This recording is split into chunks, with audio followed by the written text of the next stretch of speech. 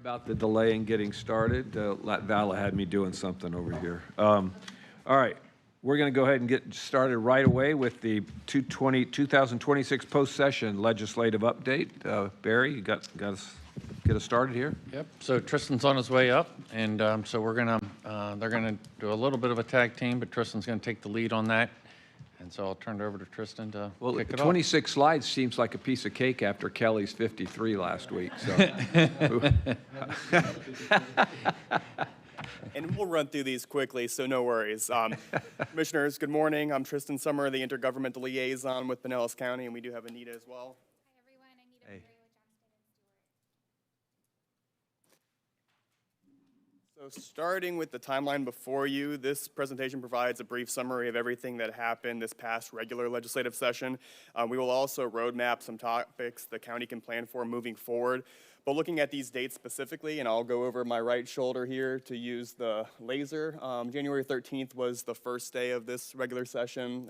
Everything adjourned on March 13th, and I do want to emphasize regular session because, as we all know, we still don't have a budget agreed to yet, so the legislature will have to come back to agree on a budget for a special session, which will have to happen before July 1.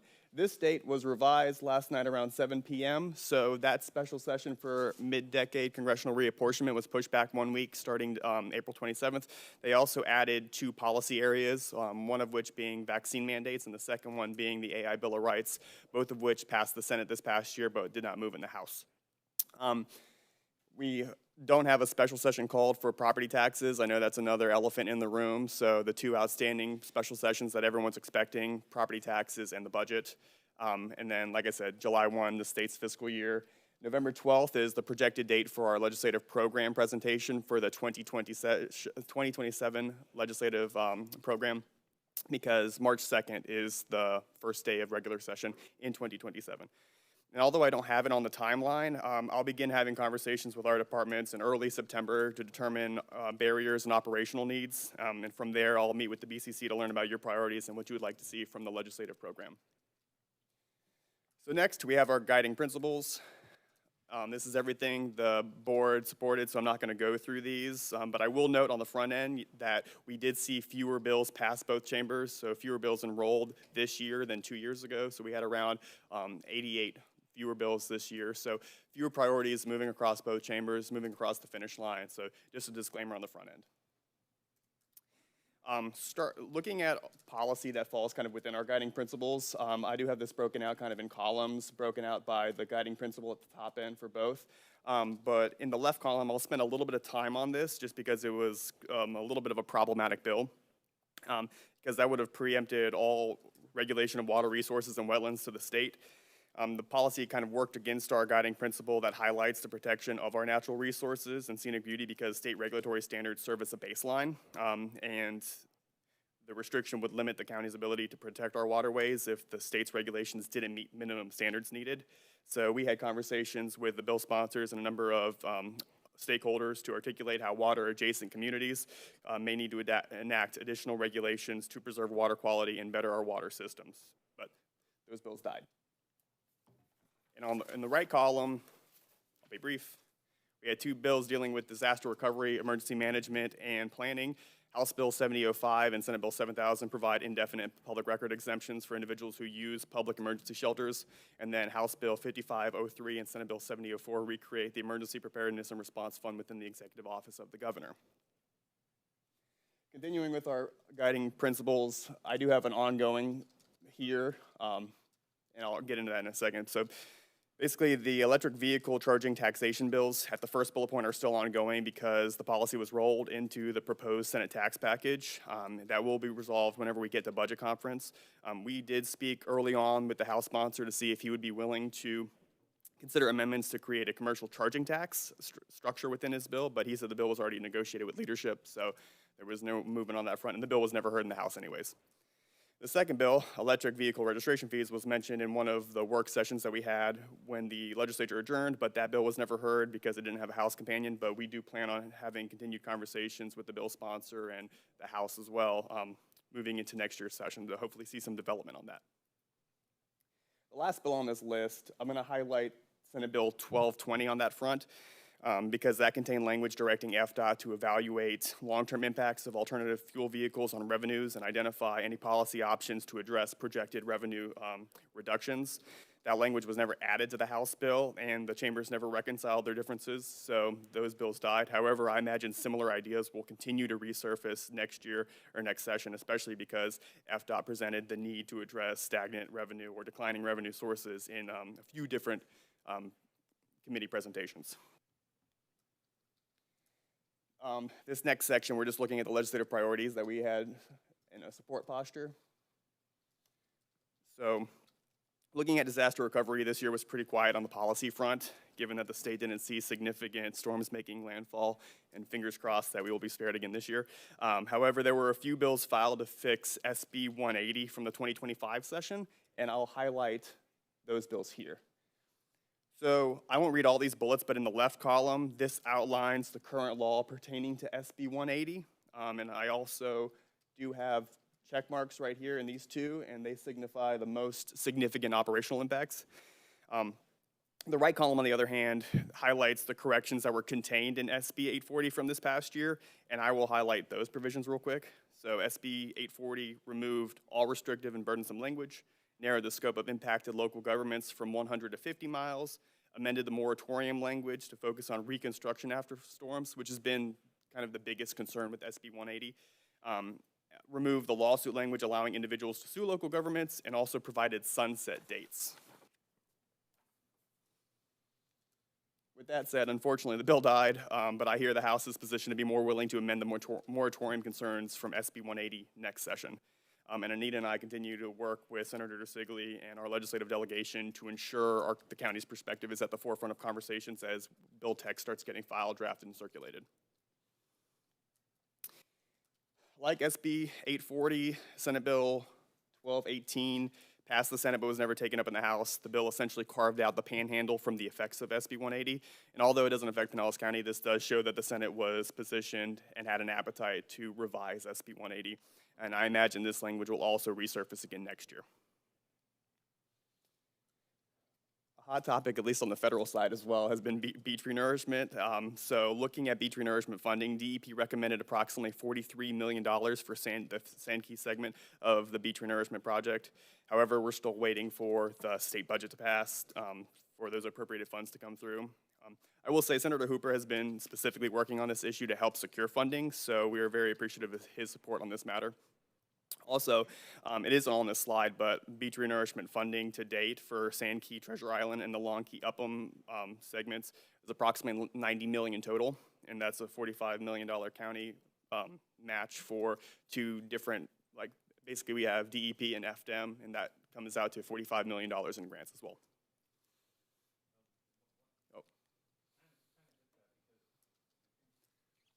I think, Commissioner, you had asked a question about what our total spend was on that, and I was surprised that, when he outlined that out of it, we ended up not spending $127 million, which was the original amount that we stated.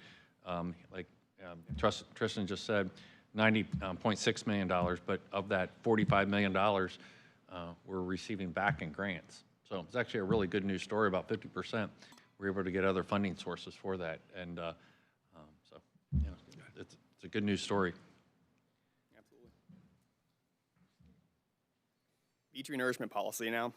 So these bills were problematic because that could have set back our conversations with the Army Corps of Engineers. These bills attempted to codify language into state law that the Corps was actively working with the county to find some flexibility on.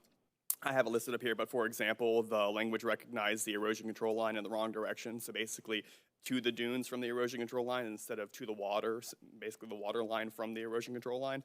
It also made direct mention of perpetual easements, and I think we all know the concern brought up with perpetual easements. On the other side of that coin is the funding component. So the bills would have limited resources coming back to Pinellas County. So that could have basically limited future funding opportunities.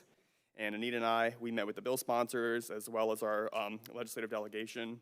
And our legislative delegation engaged several members of their committees, the committee chairs, to basically advocate against the bills. And ultimately, the bill sponsors agreed to look for additional pathways to resolve their specific issues in Northeast Florida. For example, they were reaching out to DEP to see if they could be added to the list without the statutory fix. So I'm not sure if there's going to be interest in refiling these bills again next year, but of course, we will monitor that matter moving forward. Looking at delayed disclosing of complainants' names and addresses for code violation complaints, there were no bills or amendments that opened that statute. And also, whenever we were in Tallahassee for Tampa Bay Days, we had conversations with our legislative delegation to see if they are aware of any potential pathways or any bills that were coming down the pipeline, amendments coming down the pipeline that we could attach policy to. But unfortunately, all the recommendations were not germane, so there was no avenue there.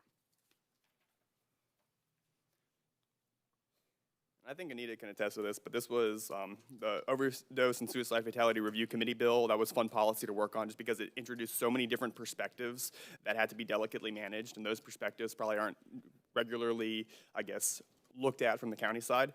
So Anita and I, with that being said, worked with a number of stakeholders to get the language into the best possible position with an abridged timeline. The bill was filed in the Senate, but the House companion was ultimately never filed due to administrative bill drafting error near the filing deadline. And since the Senate bill didn't have a counterpart, it was never heard. But needless to say, we had a lot of productive conversations to balance the different sides of the stakeholder spectrum. So with the Fire and EMS Service Impact Study, OPAGA had been executing the study of Pinellas' fire systems to look at the impacts of adopting a 42-hour work week. Basically, after our joint delegation meeting, Senator DeSigley put in the request with the President's office. It was approved. That study has been temporarily postponed, but we'll continue to advocate for resuming the study whenever the legislature agrees on a budget.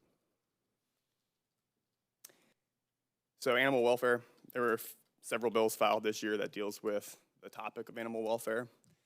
I have those descriptions, but I'll be brief. So the first bullet expands Dexter's Law from the 2025 session by requiring FDLE to post identifying information on its website for individuals convicted of certain animal cruelty offenses. The bill also establishes new criminal offenses for causing or enticing minors to commit or witness acts of animal cruelty. The second billet has already been signed by the governor, and that bill creates distinct felony degrees for individuals who commit sexual acts on animals and requires courts to prohibit offenders from owning animals. The third bullet expands, this was the governor's package for basically protecting looking at dog breeding and protecting dog welfare specifically, but that bullet expands animal cruelty offender reporting, strengthens consumer protections in pet sales, and also establishes best practices for dog breeders. And the last bullet didn't pass, but those bills prohibited the manufacturing, sale, and distribution of cosmetics on animals. Tested on animals, I should say. And we had one executive priority, and I'm not sure if you'd agree, but I'd say the E911 fee adjustment has been one of the more nuanced issues that I've worked on in my time, just because the legislature and the executive branch are playing a bit of a game of cat and mouse. And kind of what that looks like has been, in short, DMS said they would not recommend a new rule to ratify because the last time they did, the legislature didn't pick up the proposal. And the legislature turned around and said they would not propose legislation until DMS recommended a new rule to ratify. So we're kind of just sitting in this posture. With that said, Anita and I met with Senator DeSigley and Representative Cheney to see if they would be willing to help with amendments to Senate Bill 1586 and House Bill 1427, which was the sheriff dispatch bill, to specifically increase the fee within those bills. However, those bills were never heard, so the avenue just wasn't really there in the end. The last thing I'll note is the DeSantis administration has been anti-fee bills, so DMS and the legislature could have just been mirroring that position. But we're already working on finding new avenues to move this priority forward next session whenever we have a new governor, speaker, and Senate president, so 3 new administrations. So this next segment deals with everything on our monitor list, and I'll be brief on this slide. All the TDT-related bills have died, and there currently isn't anything in the tax package that's of TDT concern, so we don't need to spend too much time on that segment. For short-term rental regulation, there were a pair of bills that would have required water safety measures for vacation rentals, but those bills died. That middle bullet is ongoing, and that policy basically would establish a regulatory tax structure for vacation rental payments made on or through an advertising platform. And while tax and budget conversations are ongoing, it will be kind of noteworthy to see where this lands or how it develops moving forward. On the MPO front, I know this is a huge regional conversation, but the only bills that made mention of metropolitan planning organizations were House Bill 543 and Senate Bill 1080. Those were large transportation packages, but they did contain a consolidation feasibility study for Charlotte, Lee, and Collier counties. But I think more so that just merely shows a statewide appetite to engage in the consolidation conversation moving forward. The chambers couldn't rectify other policy disagreements, so those bills died. And this section is ongoing, so planning ahead. These are all of our appropriation requests. And in short, everything's in play. We're sitting at about half of the asks for most of these. The 31 pump station project, this is closer to the full ask. Senator Rousseau amended that appropriation request to basically fund one of his other projects to get it in play. But we're currently in play for all of these projects, and that's a great position to be in while we're waiting top line allocations. Anything else you'd like to mention on that? No, like Tristan said, this is like Tristan said, this is a really strong position to be in for all of your appropriations projects. I would say it's fairly normal to only be funded in one chamber versus the other. The goal is to just get into at least one budget so that you're in play for budget conference. The 50% number in the House is also standard. House rules require that the projects be funded at least 50% in order to be included in their proposed budget. And so they typically start at that 50% for all projects to get as many into play as possible. So, I think we're very happy with where you all are now, and hopefully we can get to budget conference soon to begin working on the amounts in the other chambers. I will say too, I mean, we have this dearth of funding in the transportation silo in the Senate, and that's probably just because this $7.5 million ask was eating a lot of spending capital in the budget. So, needless to say, I think it's a snapshot of kind of just where we are, and the fact that we have everything in play, to Anita's point, is a great posture to be in. And this next slide's easy. Thank you for your time. Do we have any questions? Okay. Well, so on these special sessions that they have, probably, do they take on anything else at all besides the issue that they're having the special session about? So it has to be whatever it's called for. So I'll say in the microphone, so whatever the special session is for, it has to be called for a specific issue, so you can't introduce new themes. I mean, of course, we're looking at high-level concepts. For example, congressional reapportionment, AI Bill of Rights, vaccine mandates. You can put a lot of policy kind of within those categories underneath, but everything has to pertain to those. So I guess to the question is, you wouldn't see property tax kind of creep in there without it being noticed and without it being called specifically. No, Tristan's exactly right. They would have to amend the call for the special session being called by the governor, of course, in order to include property taxes or another subject. So, I expect right now, given the status of where we are on property taxes conversation, I would be surprised to see it included or amended into the call for the week of the 28th. Yes, Commissioner Flowers? But it is very interesting because before the session closed out and Cindy died, the statement was they were going to be meeting for a special session specifically for property tax, not for any of the things that they have listed now. So, not complaining. I'm not complaining, but I'm just saying it's very interesting.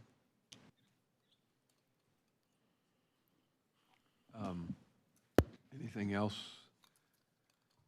Well, I'm hesitant to bring up a topic, but I was so frustrated yesterday that just, didn't even know about it. Found out that there was some statute that said that we don't have the right to change the name of our own streets, or I don't mean change the name, but even provide an honorary thing.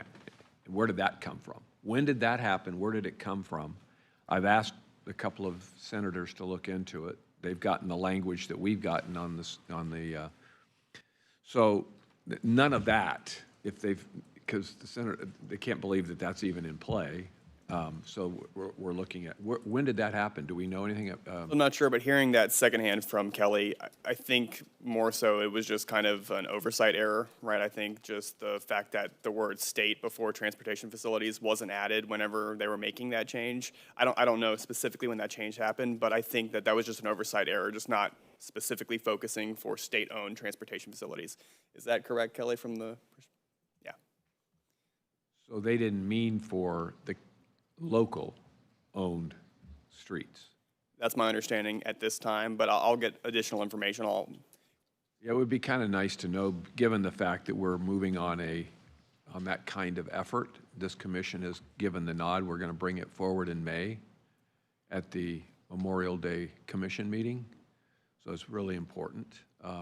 And nobody seems to understand it. Yeah. So that was kind of why I was asking, can anything be done in these special sessions that come up where they made an obvious error or mistake? It's not their roads. And if they want to do something on our roads, they ask our permission as well. And we want to do something on their roads, we get their permission.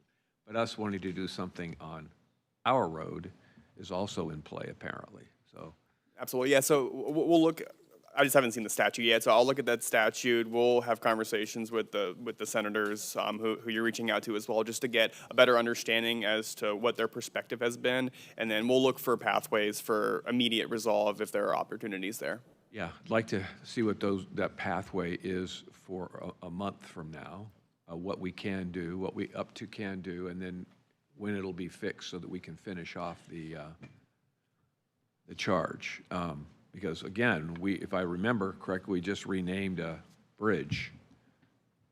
So I didn't think there was an issue in play. So anyway, Understood. all right, Commissioner. Thank you, Mr. Chairman. Thanks, Anita and Tristan. Do we have any sense of, maybe we have to wait till the budget's done, but as far as unfunded mandates, do we have any sense of we're going to have to eat anything this year? We have a general understanding of the enrolled bills that are unfunded mandates or that are going to have operational concerns. I was speaking on the building side. I mean, there are basically 4 building or housing-related bills that will have operational impacts from the fiscal side, also in terms of amending ordinances. I know staff's currently reviewing, obviously, kind of what those mechanisms look like with state law now and what that's going to mean for Pinellas County specifically. We do have, I mean, so like the sovereign immunity bill, I mean, raising those caps, that's going to have a fiscal impact across the board for every county. I mean, the league and the Association of Counties were actively working on those bills, of course, with all the other things going on as well. So that was one bill that passed. I know there was the local government finance bills. I mean, although it's going to, I think, change timelines, and I don't mean to speak on behalf of Chris, but although it's going to change timelines and perspective, that doesn't really have significant operational impacts. So to answer your question, yeah, I have a list of enrolled bills that are going to have operational impacts. I know the Association of Counties has kind of put together a statutory list of what all those look like, and it's ongoing, and I don't think they're going to revise that probably until anything's signed into law. So as of right now, we're probably sitting in a holding pattern as to know what those isolated issues are going to look like. Is there anything else you wanted to say to that? You know, I would just say that, you know, Tristan and I had a lot of conversations throughout session as these bills were moving on what was going to have, you know, significant impact to the county and, you know, what we needed to actively engage on versus, you know, either letting the association engage on or kind of monitoring. And, you know, I do think we were able to mitigate any significant impacts to the county. I think generally this was maybe a better year for local governments as far as those unfunded mandates than usual. We had some strong members in the Senate who really kind of stood ground on a lot of those issues. I will say that some of those backbones in the Senate will be leaving come November, and so, you know, next session we might have some considerable work to do. Okay. So on that issue, all of that's in play when they have a budget session, right? Right. I mean, so if things come up during the budget session, that. To answer your question, so I guess what I would say is I'll isolate in 2 ways. Like, we know the bills that have passed that are unfunded mandates and which will probably be signed by the governor. On the budget side, policy can be introduced in the budget. I don't think it's necessarily from history, right? So from the past few sessions and last session specifically, I don't think there's going to be policy that's specifically geared towards local government unfunded mandates. Ultimately, things can be, to answer your question though, things can be removed. I know like the EOC web funding last year, that was taken out of the budget, so that had an operational concern. So things can be removed, things can be added to reduce budgetary concerns, but for the most part, you won't see like a property tax bill land in the tax package. I mean, that will be an isolated. I was thinking more of, some other things that we've seen along the way that we had a couple of years ago regarding the retirement packages and that kind of stuff. Yeah, and we're looking at the retirement package. I know I've been updating Chris and Jim in terms of what the changes to the retirement package have looked like. I mean, as of right now, we're kind of in a holding pattern. We have a snapshot of what the proposals are, and the House and Senate have been different kind of across the board.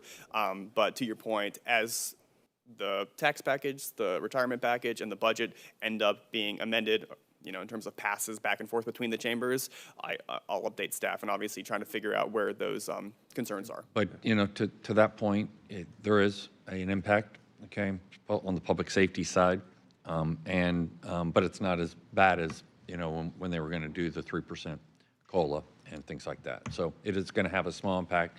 We'll have to get you what those numbers are as part of the budget. Obviously, with our budget workshops next month, it'd be nice to have most of that Correct. Understood. They do understand we have to pass budgets in September, right? They do. Okay, I just make sure that's on the, sorry. It's just frustrating that, not only are they even talking about it, but they're bringing it up. So, it's pushing even later, so anyway. Yes, Commissioner Latvala. Thank you, Mr. Chair. To the chair's point about the issue with the road renaming, I have heard that there are all sorts of things that you can put in the budget, including policy things like in proviso. And so I never participated in such activities. I just heard that you could do that. And we have some powerful powerful senators and legislators in our delegation. Could we talk to them about doing that for this?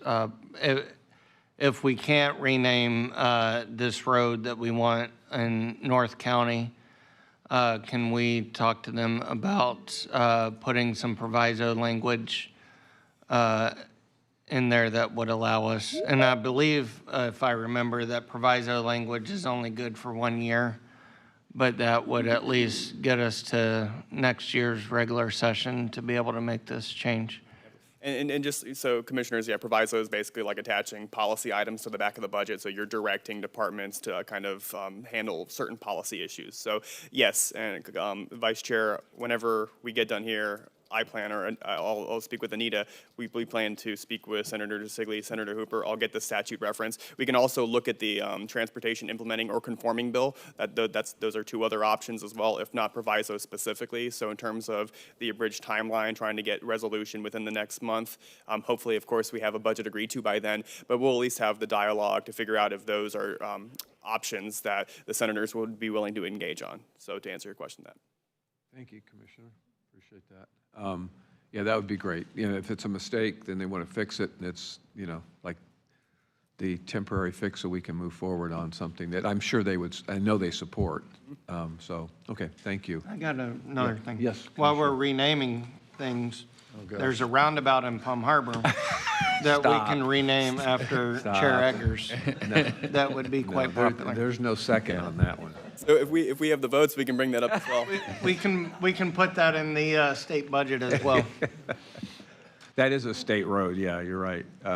Anything else of serious nature? Yeah, just to close it out, you saw from the presentation, we've got a very engaged legislative program. And I think, Tristan's been a great addition, and it was easy to, up the game from Matt, but, he understands, he understands, the way, Tallahassee works. And working with Anita and their firm, has really brought a lot. we've already kind of done where do we go from here? How can we up our game for next year? This was the first year out, but he's really done a good job with engaging with FAC and the others, along with our legislators and committee chairs and things like that. So we're going to get out and like he said, he's going to engage with the commissioners and start thinking about, how do we prepare for next year? The other thing we have him doing is going out and working in departments so I can understand operationally, especially public works, utilities, safety and emergency services, some of those where we have opportunities, I think, and see the operational side. So he's going to spend some time working out in the departments this summer. But again, this was 1 year in, for kind of a revised refresh of our legislative program. So, I think we're in a good position to continue to build on it. The legislative programs that we approve at the end, do each of those points have I don't want to call it a white paper, but do they have an attachment that explains what we're trying to get done, or are they just bullet points in our plan that we present to our legislative delegates? Certain things do have white papers, depends on what it is. Okay. Some of them are policy guidance because you're reacting. Remember, most of your time when you're dealing with legislation is trying to kill bad bills that hurt us, and along with trying to advance a few things that we have. But just like you just mentioned, something that occurred, I think, without thought of how it affected down at local government was, written for some other reason, and trying to catch those and intercede on those, is a lot of just hands-on work. And that's where Tristan has spent a lot more time in Tallahassee than we have traditionally done. And so he can work with Anita and finding those types of things out and interceding early and getting to the right people to be able to impact those. That's a piece that we really haven't had before, that where we've been engaged in that process.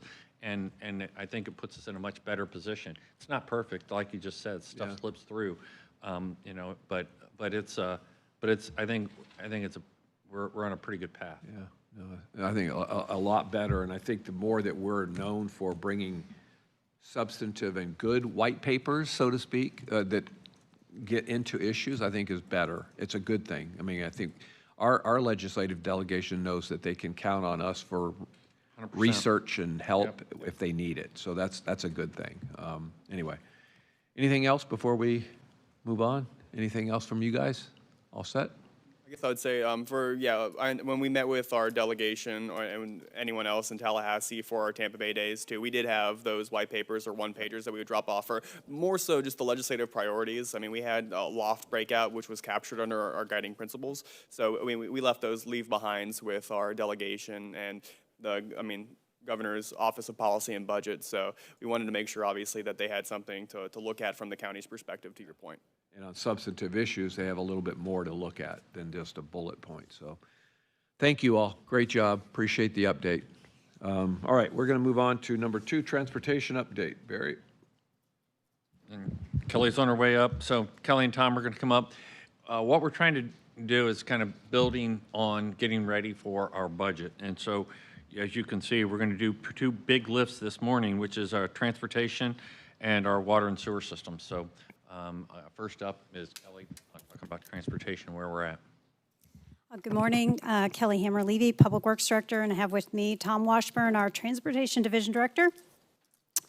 We're going to start you're going to see these icons throughout the presentation, so I wanted to explain it a little bit, that what we really were focused on here is tying the work that we're doing to your strategic plan, and then tying performance metrics and outcomes so that we're being very transparent about the work that we're doing.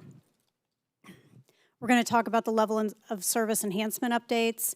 Tom is going to come up and talk about the ATMS program updates, and then some of our capital projects that we've recently completed.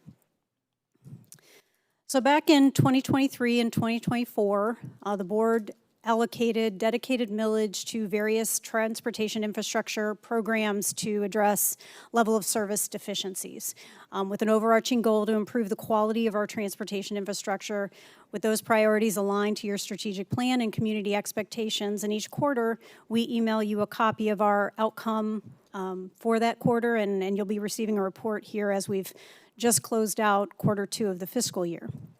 But you can see where we've been here in the before column, and then where we are today. And that is directly because of the funds that have been infused into these program areas. So with regard to our bridges and box culverts, overall, both of these are transportation. A box culvert is essentially a smaller bridge-type structure over a waterway to allow for transportation. Some bridges are what we call, they're part of a state program, and the state, they perform inspections, and then they give us reports that identify maintenance things that we need to accomplish. The box culverts, however, many of them are not part of the state program, which means they're not inspected on a regular basis, or they were not before this program. And because of this program, we now have them on a routine inspection cycle, and then we perform the exact same type of inspection that the state does, and then we take those inspection reports and we program in improvements. Previously, all of our program work in this area was 100% reactive, and now we're able to get ahead of things before they become very costly problems.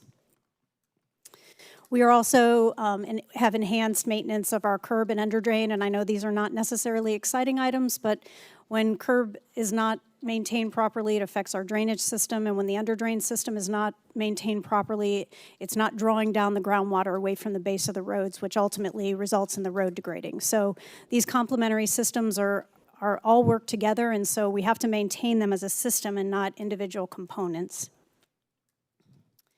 Our roadway resurfacing program has been probably the backbone of this. The majority of the funding has gone into the resurfacing of our local roads. Those are our neighborhoods, our communities. Prior to this program, somewhere around 20 to less than 25% of our roads were in what we would call a fair condition. And today, I'm happy to report that 91% of our residential roads meet a level of service of fair or better. 91%, directly because of this funding. We maintain this resurfacing program dashboard. I believe this is one that you all have access to, so you can keep an eye on our progress. This was, again, a snapshot in time, says we're about 57.5 resurfacing miles into the program year, but we will be completing, I think we're at, where are we, 2006, almost 210 lane miles that we're planning this year. Our sidewalk program was also a key component of this, and it started with the infusion of funds and resources to address almost a 14-mile backlog of sidewalk requests, service requests. And because of that, we developed a program goal of 0 backlogged service requests. And what that means is that a sidewalk request that comes in and is validated does not sit in the queue for longer than a year.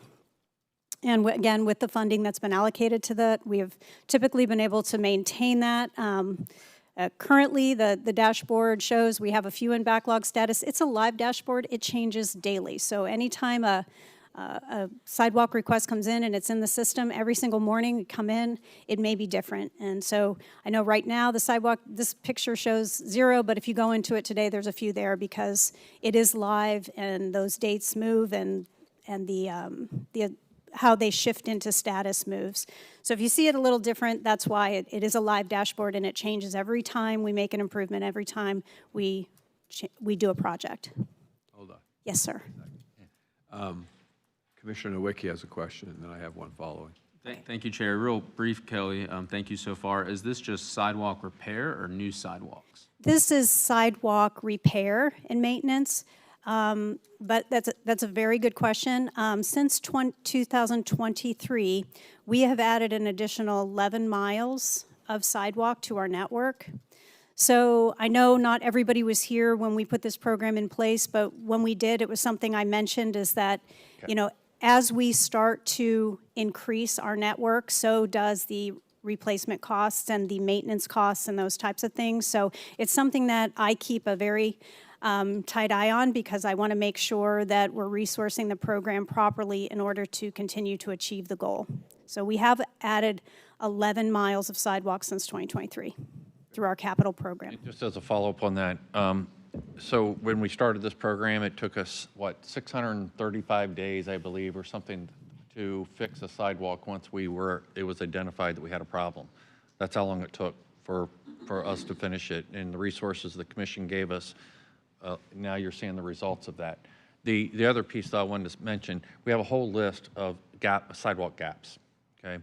And they fall in a variety of buckets. A lot of times there's utilities underneath, so it's not as simple as putting down a sidewalk. It has, it's sewer relocates or utility relocates or things like that. But we have a whole list of those to prioritize, and that's the piece that Kelly's looking at. They've been working down that list dependent upon the individual situation. But that's a huge piece that they would love to close. But just in case, you get a complaint or something, we have that list, and they work from that priority list on those.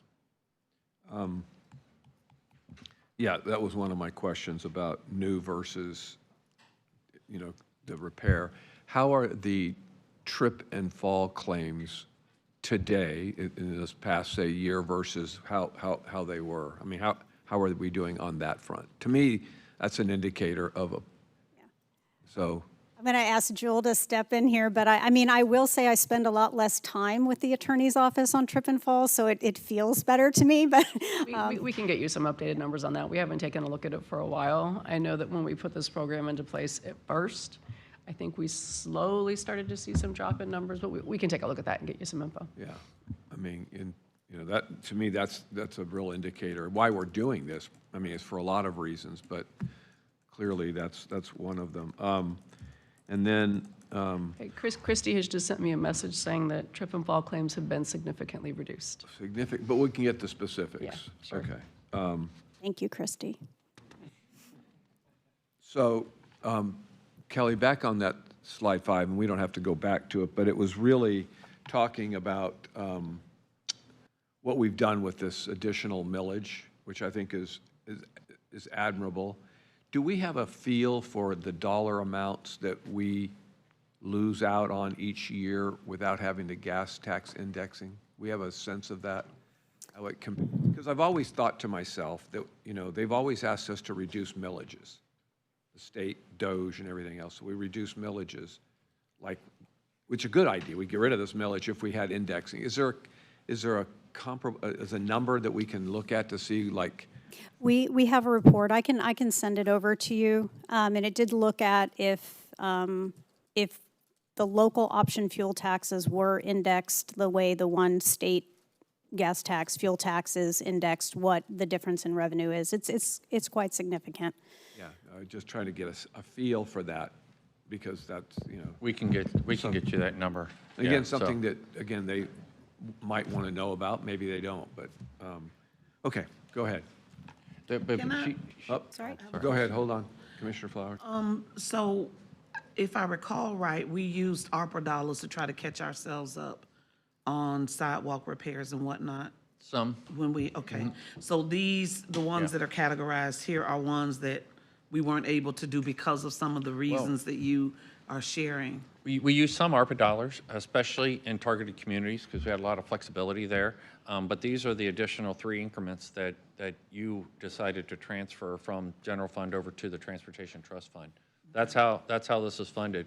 You recall back, we did an initial ramp up on the sidewalks, and then a maintenance amount, after that. And so that was to get us caught up, and then to be able to maintain that, additional crews and things like that. So it was a combination of all of those different funding sources. One thing she didn't have on her slide, and she'll correct me on the exact numbers, but when we started this program, you started doing these increments targeting these local streets. We had what, Kelly, like 1,200 miles of local streets in failed condition? It's probably about right. And now it's less than 300. And so it's they've made a huge targeted function. It's not just streets. Streets are probably the best, but she had the other slides, the block culverts, the bridges, and all that other infrastructure that we simply weren't putting money in because there wasn't enough, to be able to do it. So, and especially with the increased cost over the last, decade. So, they've made a lot of progress, on our infrastructure, which saves money in the long run. To be able to maintain something is a lot cheaper than replacing it. So, I just wanted to highlight that because I know they're moving on to the ATMS system after this slide, but a lot of progress has been made maintaining and bringing our infrastructure up to a good state of repair. And these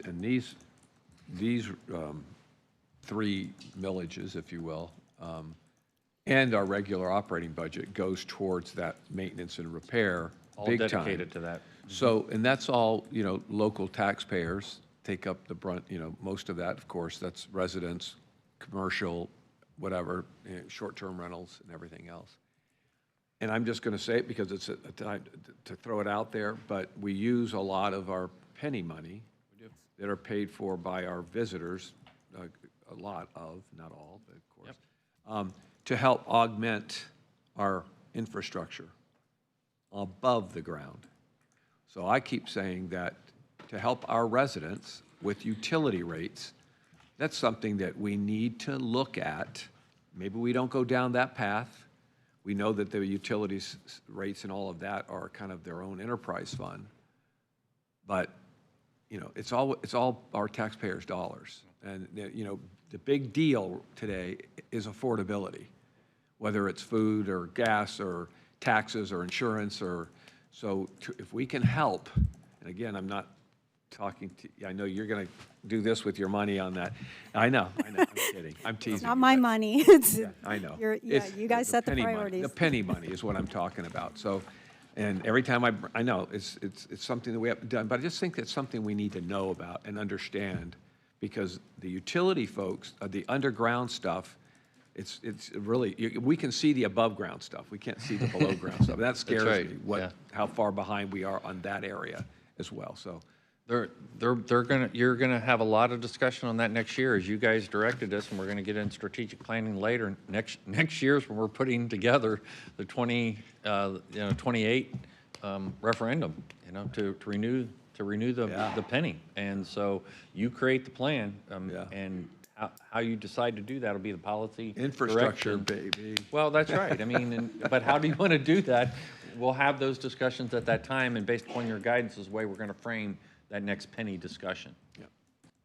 Commissioner Noy. Thank you, Chair. Just one quick clarifying question. I don't know if Barry or Kelly, so is 3 dedicated mills just towards the sidewalk repair? No, Okay. that's all, it's sidewalks and the road repairs and the bridges and everything. Okay, all right. These are 3 increments that go to the Transportation Trust Fund. Gotcha. Okay, Not just toward, okay.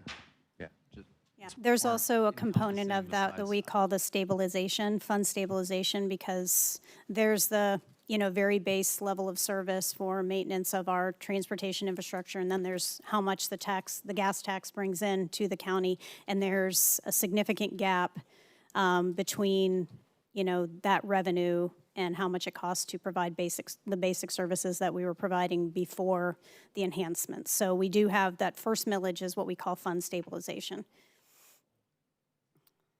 Commissioner Scott? Yeah, just a point of reference, thank you, Mr. Chair. For fiscal year 2026, those 3 level of services millages amounted to $43 million. And for point of reference, we only needed $25 million for a full rollback. Yeah, no. So it's significant. It's I mean, we're putting those dollars to work. We're getting great results from it, but it's, and I made that point Yeah, no, to I our remember. legislative delegation personally, to all of them, that, the ability to index our fuel tax is significant. It Having is. that ability would be great. Agreed. Okay. All right, with that, I'm going to turn it over to Tom for our ATMS update.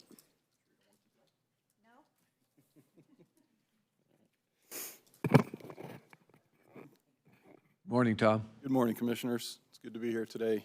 So for our ATMS program updates, I'll start with where we ended last year when we were here giving our presentation. So we are in year three of the level of service enhancement, the $18 million that you authorized to improve and reduce congestion along the roadways. That program is focused primarily on corridor retiming and the implementation of intersection video analytics, and I've got some updates on those here in just a second. And then our pure ATMS projects, this is what we reported on last year. We've completed the State Road 60 project. That was a grant from FDOT. The ATCMTD project is a federal project, grant project. We will complete that project June 1st of this year, and then we've got a final report due to the FHWA at the end of this year. And then we've got our pure ATMS projects along State Road 580, Cruller Road, Alderman Road, and one more. I'll provide an update on status of those in just a second. We have completed phase 1 of the emergency vehicle preemption. That was the coordinated project with Jim Fogarty and his team to upgrade our signals with new preemption equipment and upgrade our vehicles with new preemption equipment. Where was that phase 1 primarily? Is that? It was countywide. It covered about half of the county signals, about 215 total signals. And then we've completed the GIS fiber mapping project. This was an ARPA project in coordination with BTS. So an update on our intersection video analytics project. Year 3, we've implemented about half of the intersections. We're on pace to implement the rest of those. We've moved into coordination. We're starting to collect a lot of data with the intersections that we have outfitted. A lot of data that's coming in, a lot of coordination with law enforcement. And if we could move to the overhead for just a second, just want to show you this is something that we're really excited about, if that's possible. So working with our asset management team and our operations center, we've been able to take all of the intersections and group them onto a single platform. I know this may be a little bit hard to see, but this is what we are coordinating with the sheriff's office on.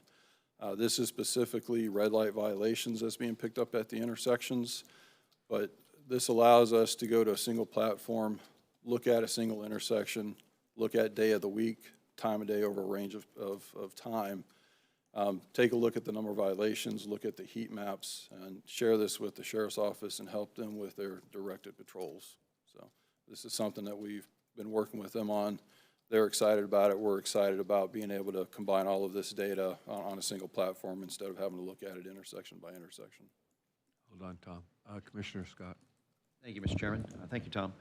A quick question. So on the video analytics, the intersections with video analytics, that is, they're retiming the lights in real time based on traffic flow? Yeah, the equipment actually does a number of things. It is our detection system, so it provides us all the vehicle detection at the intersection. It does monitor the timing. We do have the ability to turn it over to adaptive timing at isolated intersections, and I talked about what we did last year at Gulf Boulevard and Bel Air Beach for events. But it also provides us a lot of safety analytics in terms of red light violations, wrong way violations, speeding violations, conflicts between motorists and vulnerable road users like bicyclists and pedestrians. So this is it's a very powerful piece of equipment that we're using. And then that information that, speeding or red light issues, we're not enforcing that. We're just handing it to the sheriff, and then they decide what their directed patrols are going to look like. I mean, they're not red light cameras, right? Correct. Yeah, let me correct that. These are not red light cameras. These are just the violations that the system is picking up, and we're providing this to the sheriff and his team to be able to target their enforcement activities. Got it. Okay, thank you. Well, those yellow flashing lights, which I thought when they first happened, I thought, what are we doing? And it's the best thing ever. Those left turn yellows, you don't have to sit there for a whole cycle. He's heard from me on a number of them, but yeah, they're amazing. The more obviously, the more every intersection's unique, I guess, and you have to look at them that way. But boy, they're amazing. Thank you. Go ahead. All right, we can go back to the presentation. Hold on. I'm sorry. Commissioner Scheer, did you have Yes. Thank you, Tom. Thank you, Chair. The analytics, that's basically your traffic study that you're putting together to determine how to retime? Is that what I'm getting? It's some of it's retiming, some of it's safety issues that are occurring at the intersection that without this, we wouldn't know about unless somebody reported it or unless we happen to see it ourselves. And then, I don't think you've been to the slide yet, but you're studying, do you have this system at Keene and 60 right now? Because it was on one of your 20 projects for 26. We have, I'll have to confirm, I think we have it along Keene, and I think we have it along several of the intersections on 60. So I've always been confused about State Road 60. I don't know do you control the traffic signals at 60, or is it state, or do you work? State Road 60 is a state corridor, so the state owns the signals. We maintain the signals for the state. We coordinate with the city of Clearwater for the maintenance as well. But we have the ability through our agreement with DOT to modify the timings for traffic flow. Well, if you could look at Belcher as well while you're over that direction. Belcher and 60 is tough. Well, it's terrible. I'd really like to see one of your cameras up in that. Yeah, and that Keene and 60, you don't turn right, don't turn left. You go straight, and then you have people making U-turns back through the gas station. Right. And then one other thing I was going to ask you, Tom. I asked PSTA to give me a street map of US 60 and locate show me where all their bus stop signs are so we know where buses are stopping.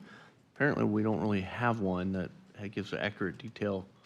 Do you have, when you're doing that, can you see the buses and their interaction? Some of them are really close on 60 to the intersection before you get there. And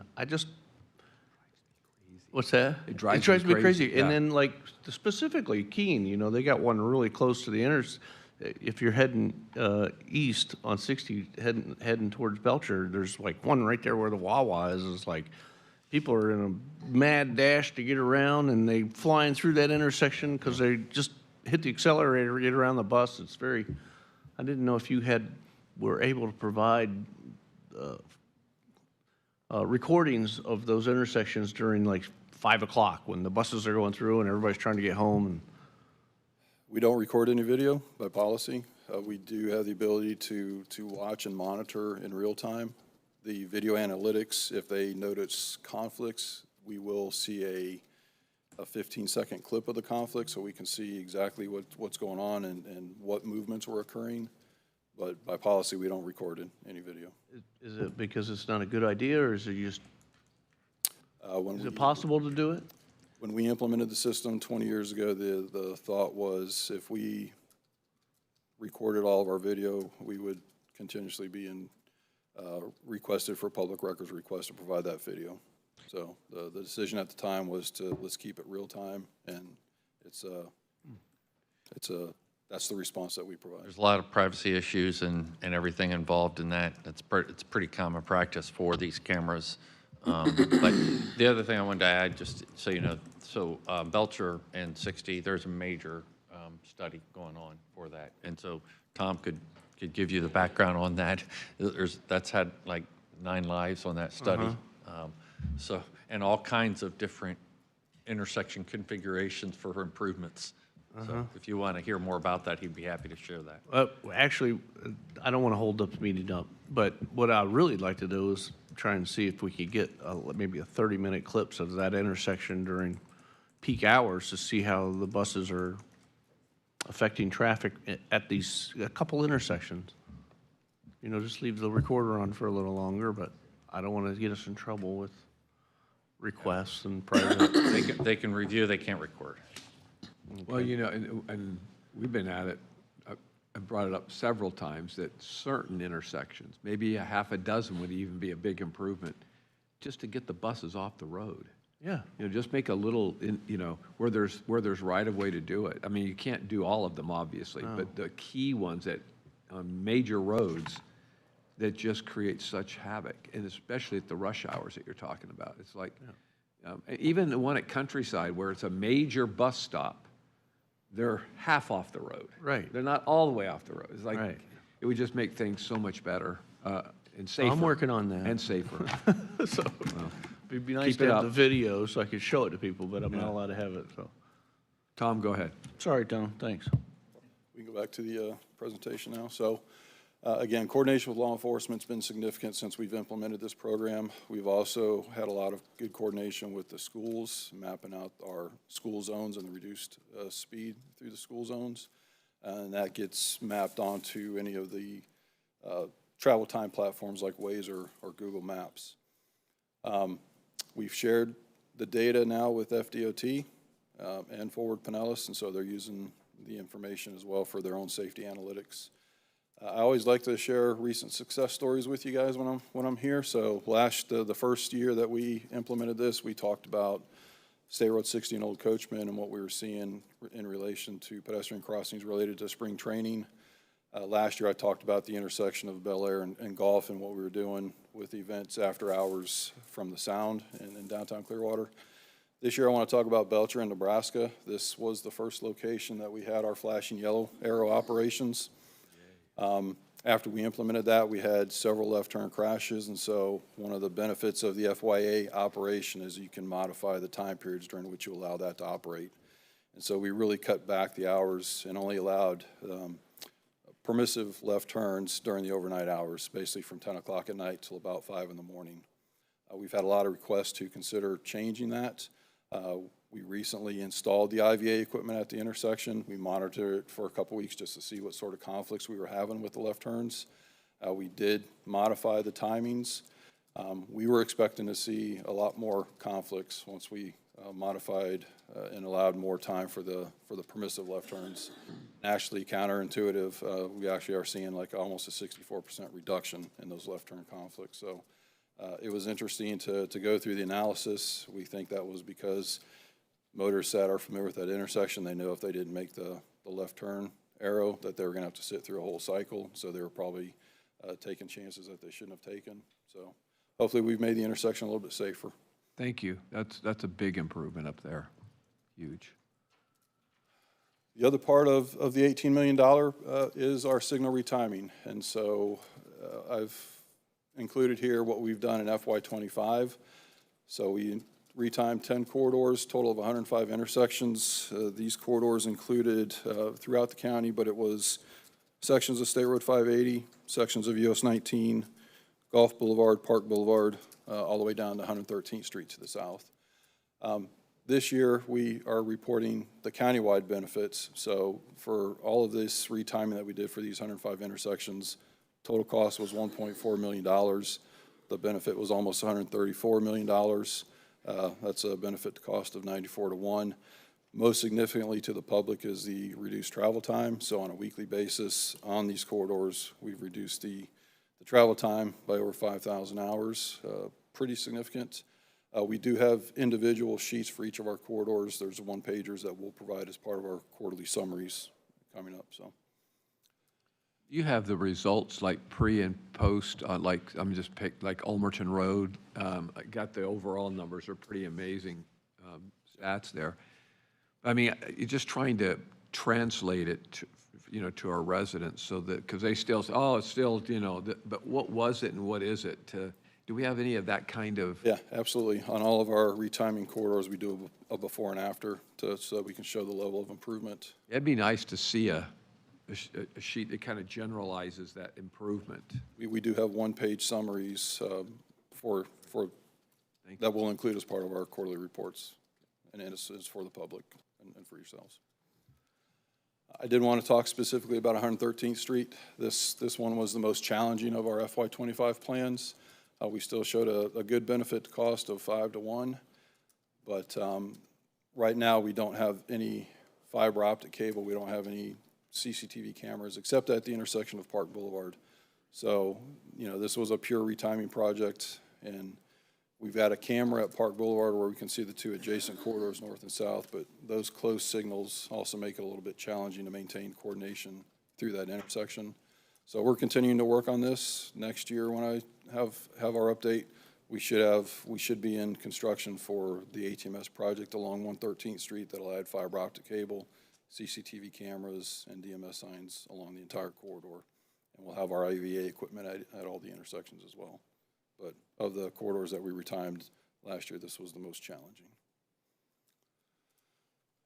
This is our FY26 retiming plan. So 12 corridors total, 129 intersections. And once we complete this fiscal year's worth of retiming, we will have retimed 355 of our 400 traffic signals over the past 3 years. So pretty significant improvement over where we were 3 years ago.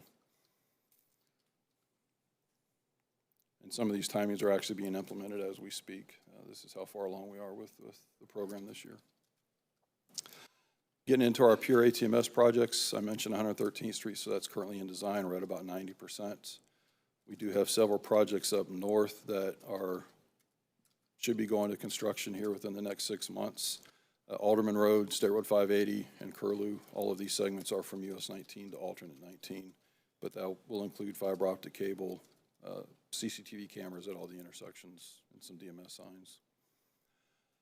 I mentioned the emergency vehicle preemption project, so we have started phase 2 with emergency services, so this will equip the remaining 214 intersections. It'll also equip another 64 emergency vehicles. And then we have a couple pilot projects that we're working on, again, focused on helping with traffic flow and getting real-time information to the public. The One Network is a single platform mapping that ties in with Waze and Google Maps, but allows us to report any lane closures, so anything related to a construction project, any emergency repairs that we have that has to shut down a lane. Allows a single platform in real time. You know, right now, we're doing it with information that our control center receives, and then we're putting that information out. So we're excited about this. It's something that FDOT has been using and City of Tampa have been using, so we're excited to see how it works for us. And then Flow Labs is a adaptive timing platform. So I've talked the past couple of years about our challenges with adaptive timings and what we've tried and what hasn't worked. We're finding right now we're very successful at isolated intersections. We're testing it right now. It's a 3-month pilot out on Seminole Boulevard on a segment that we've already retimed. But this creates a digital twin, and it lets us know where traffic patterns may be changing that we may not be picking up, and gives us recommendations all the way down to a particular intersections, a particular movement at an intersection. Our control center, last year when I was here, we were just getting ready to go from a 24/7 operation to modified times. So we actually implemented that June 1st of last year. So now we're open 7 days a week from 5:30 in the morning till 7 o'clock at night. We're still meeting all of our performance measures, so we still track that with our operators. This has actually allowed us to take one of our TMC operators and shift them into more of an intersection video analytic operator, and allow them to really focus on all the data that's coming in and help us track safety issues. And that's just a shot of the dashboard that we use to track that performance. Do want to highlight the partnerships that we've had. What we're doing with the ATMS project doesn't happen in a vacuum. A lot of coordination with our partners in St. Pete and Clearwater with their signal systems. A lot of internal coordination with Safety and Emergency Services and BTS and Forward Pinellas. Significant coordination with the Sheriff's Office. And I did want to highlight Cutter. If you're not familiar with Cutter, it's the Center for Urban Transportation Research. They're housed at USF. We use them for any of our federal grants where we have to report the before and after performance of our projects. So they've been a great partner as well. Any questions on ATMS before I move on? Or? I think we're good. Okay. So this year, I did want to highlight some of our recently completed projects throughout the county. The Old Coachman Bridge project. This is in Clearwater. This runs right along the west side of Baycare Park. So this was a bridge upgrade. We've had that bridge closed for just about 24 months. It reopened this past summer. Actually, it reopened just after the holidays, I'm sorry, in January, just before spring training. But the Phillies did lose 2 years worth of spring training because of this bridge replacement project. So we got to know them very well, worked closely with the city of Clearwater to help out with the spring training events. But that has been completed.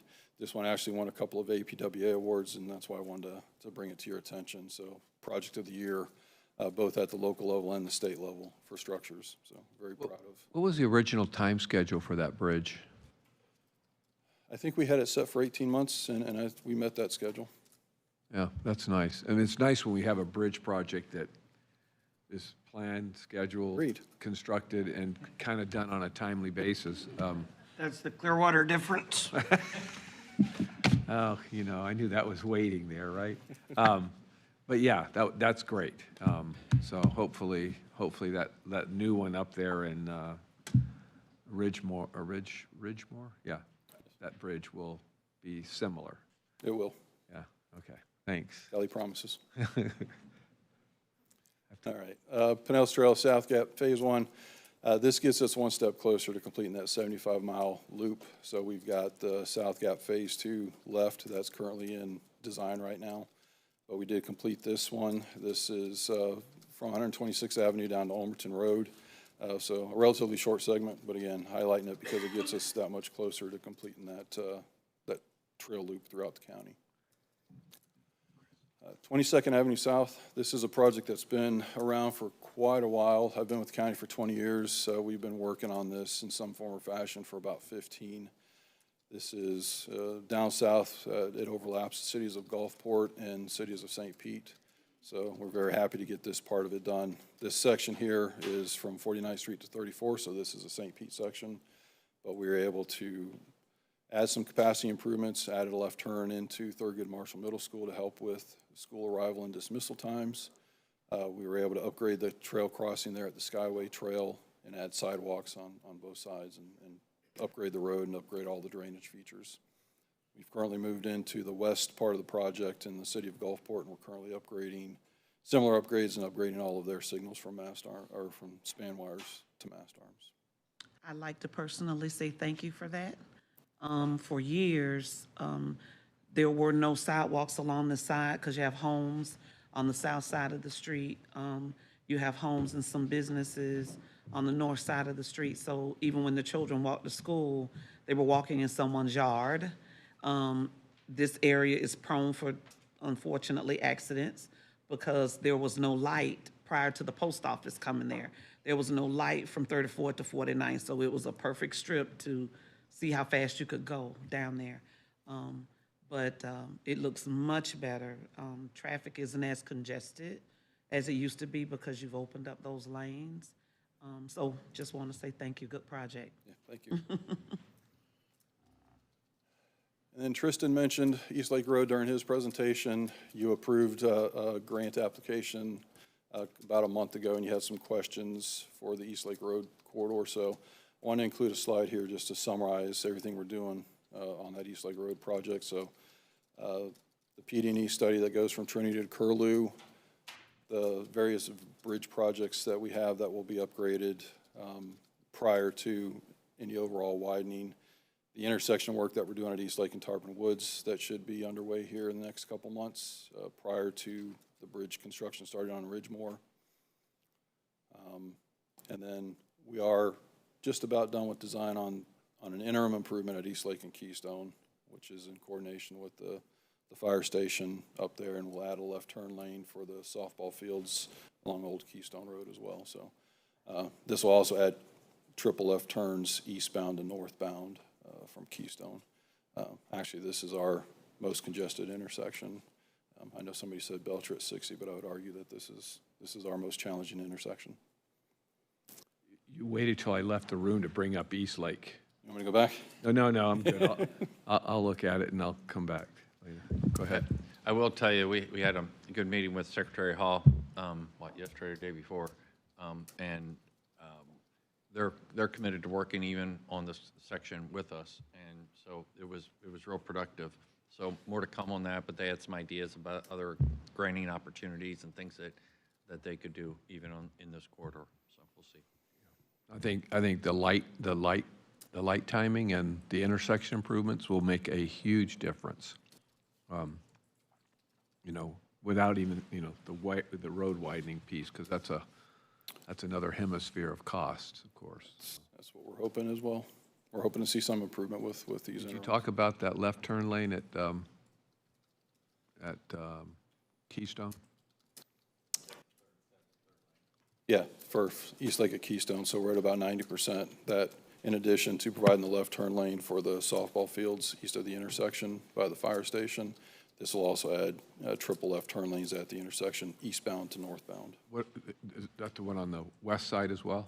Yeah. Okay, and that's design you're talking about right now? In design, we're close to 90% complete.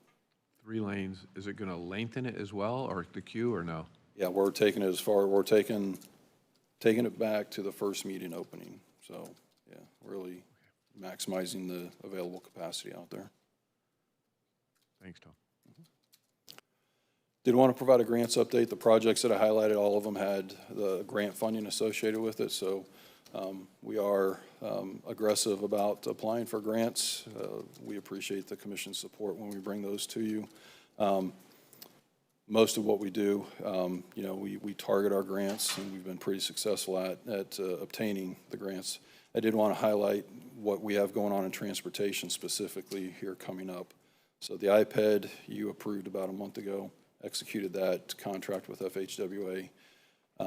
The Patty and Pass, I want to highlight these because Pass is on your agenda for next week. Patty will be coming up in sometime in May or June. But we were able to take the $18 million that you authorized in 2024, applied for these grants through FHWA in 2024, got awarded in 2024, just now getting to execution. But that took that $18 million and turned it into close to $25 million for similar type improvements that we're using to address the congestion. And then I did want to highlight the FEMA grants that we currently have underway. We've been successful with our span wire to mast arm upgrades, so we've put in another package for those.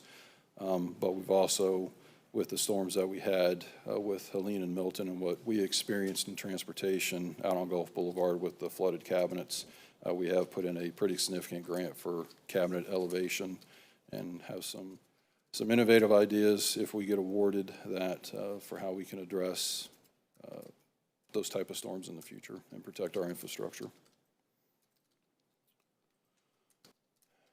And then finally, almost done here, I did want to highlight our Move Safe group. We haven't talked about them in the past, but I think you've probably seen them out at events throughout the community. So this is our public outreach group specifically for transportation. They focus on pedestrian and bicycle safety, scooter safety. So they'll go out to schools, they'll go to events, they'll do helmet fittings and provide helmets to any children that need them. We also partner with Pinellas Hope and the Sheriff's Office and go do safety presentations for adults whose primary means of transportation is either as a pedestrian or a bicyclist, and provide high visibility safety devices for them. We talk about the need to make sure that you're seen when you're out there, make sure you're visible, make sure you've got your head on a swivel, and you're not relying on somebody else to see you. So I did want to highlight this group. The heads up phones down sticker there in the middle, I've got stickers for all of you. This is a series of 7 that they've developed, and it's really geared towards kids when we go out to meet with them, but it really focuses on if you're a pedestrian or bicycle or on a scooter, you know, put your devices down, take your earbuds out, keep your head up, make sure that you're seen and can be seen. So, like I said, did want to highlight this group. They try to meet the people where they are. That picture down in the center was an overnight operation coordinated with the Pinellas County Sheriff's Office out on Almerton Road, very close to where we're building our new campus, but we've had a series of fatalities related to pedestrians and bicyclists. So we partnered with the Sheriff's Office to go out there, outfit bikes if they were willing to talk to us, and provide devices to the people right where they were. So this is, if you happen to see them out at an event, please say hi to them. They're friendly, I promise. And then just in summary, again, we're maintaining our program goals. We've aligned, we've shown you during the presentation how we align with the county's strategic plan. The new technologies implementation is still on track. And we've shown you the performance metrics, and anytime we come up with something, we've got performance metrics that tie back to the strategic plan that we're either monitoring ourselves or we're reporting to you or we're sharing with the public. And I would like to thank Matt Spohr for his assistance on that. So we like you, Matt. And with that, I'll happy to answer any additional questions you have. Thank you for your time.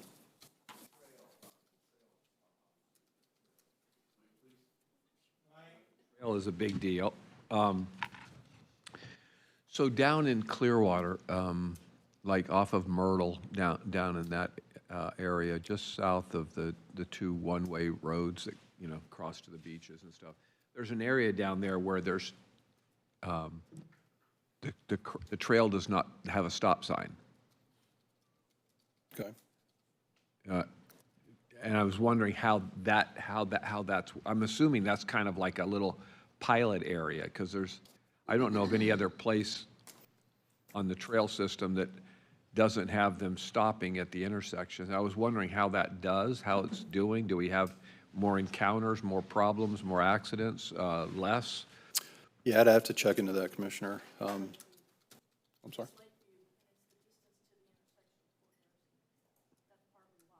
It's just a small area. It's not a large area, but it is several crossings through there that just says the crossing does not stop. You know, the trail crossing does not stop.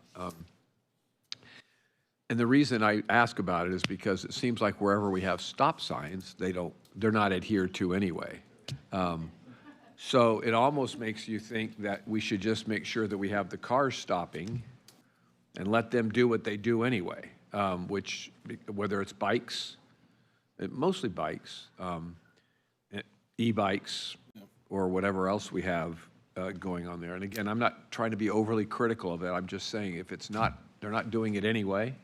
Some do, some stop. Yeah, this has been a topic with Forward Pinellas and their Bicycle Pedestrian Advisory Committee. And we've been asked to take a look at specifically some of our locations to see if we would be in support of changing the traffic control. We've got a concern of going from something that's more restrictive to less restrictive, so we do take a little more critical eye before we'd recommend a change like that. But I understand your point. We see that And obviously the e-bike thing's really, it's been heating up, and it still is, and I think most of that's just going to be education in school systems. So one of my little pet peeves that it always goes on deaf ears, so that's okay, but I'm going to say it again anyway. Several years ago, we changed the way our trail traffic traverses the trail. In other words, we've made it more like roads, right? So everybody stays to the right, regardless of whether you're a person in a wheelchair, whether you're an e-bike, whether you're a bicyclist, you're always to the right. So they're intermingling. Well, we always complain about bicycle paths on the main roads being close to cars, and the speed differences are significant. And then we go ahead and do that on our own trails. So on our trails, we've got, I have so many people that have complained about that change. And I'm just wondering how that's going in the perspective of why are we doing it that way versus going back to the old way of doing it, which kept the slower folks to the one side, back and forth, and the faster. And we're having a greater and greater difference in that speed. God bless you. Bless you. Bless you. So just a thought on your part. Yeah, and I was part of a lot of those discussions, and collectively we made the decision to go to the keep right philosophy. I think a lot of it was based on what we were seeing at the time with trail activity, and for the most part, people were keeping to the right, as if there was a center line out there.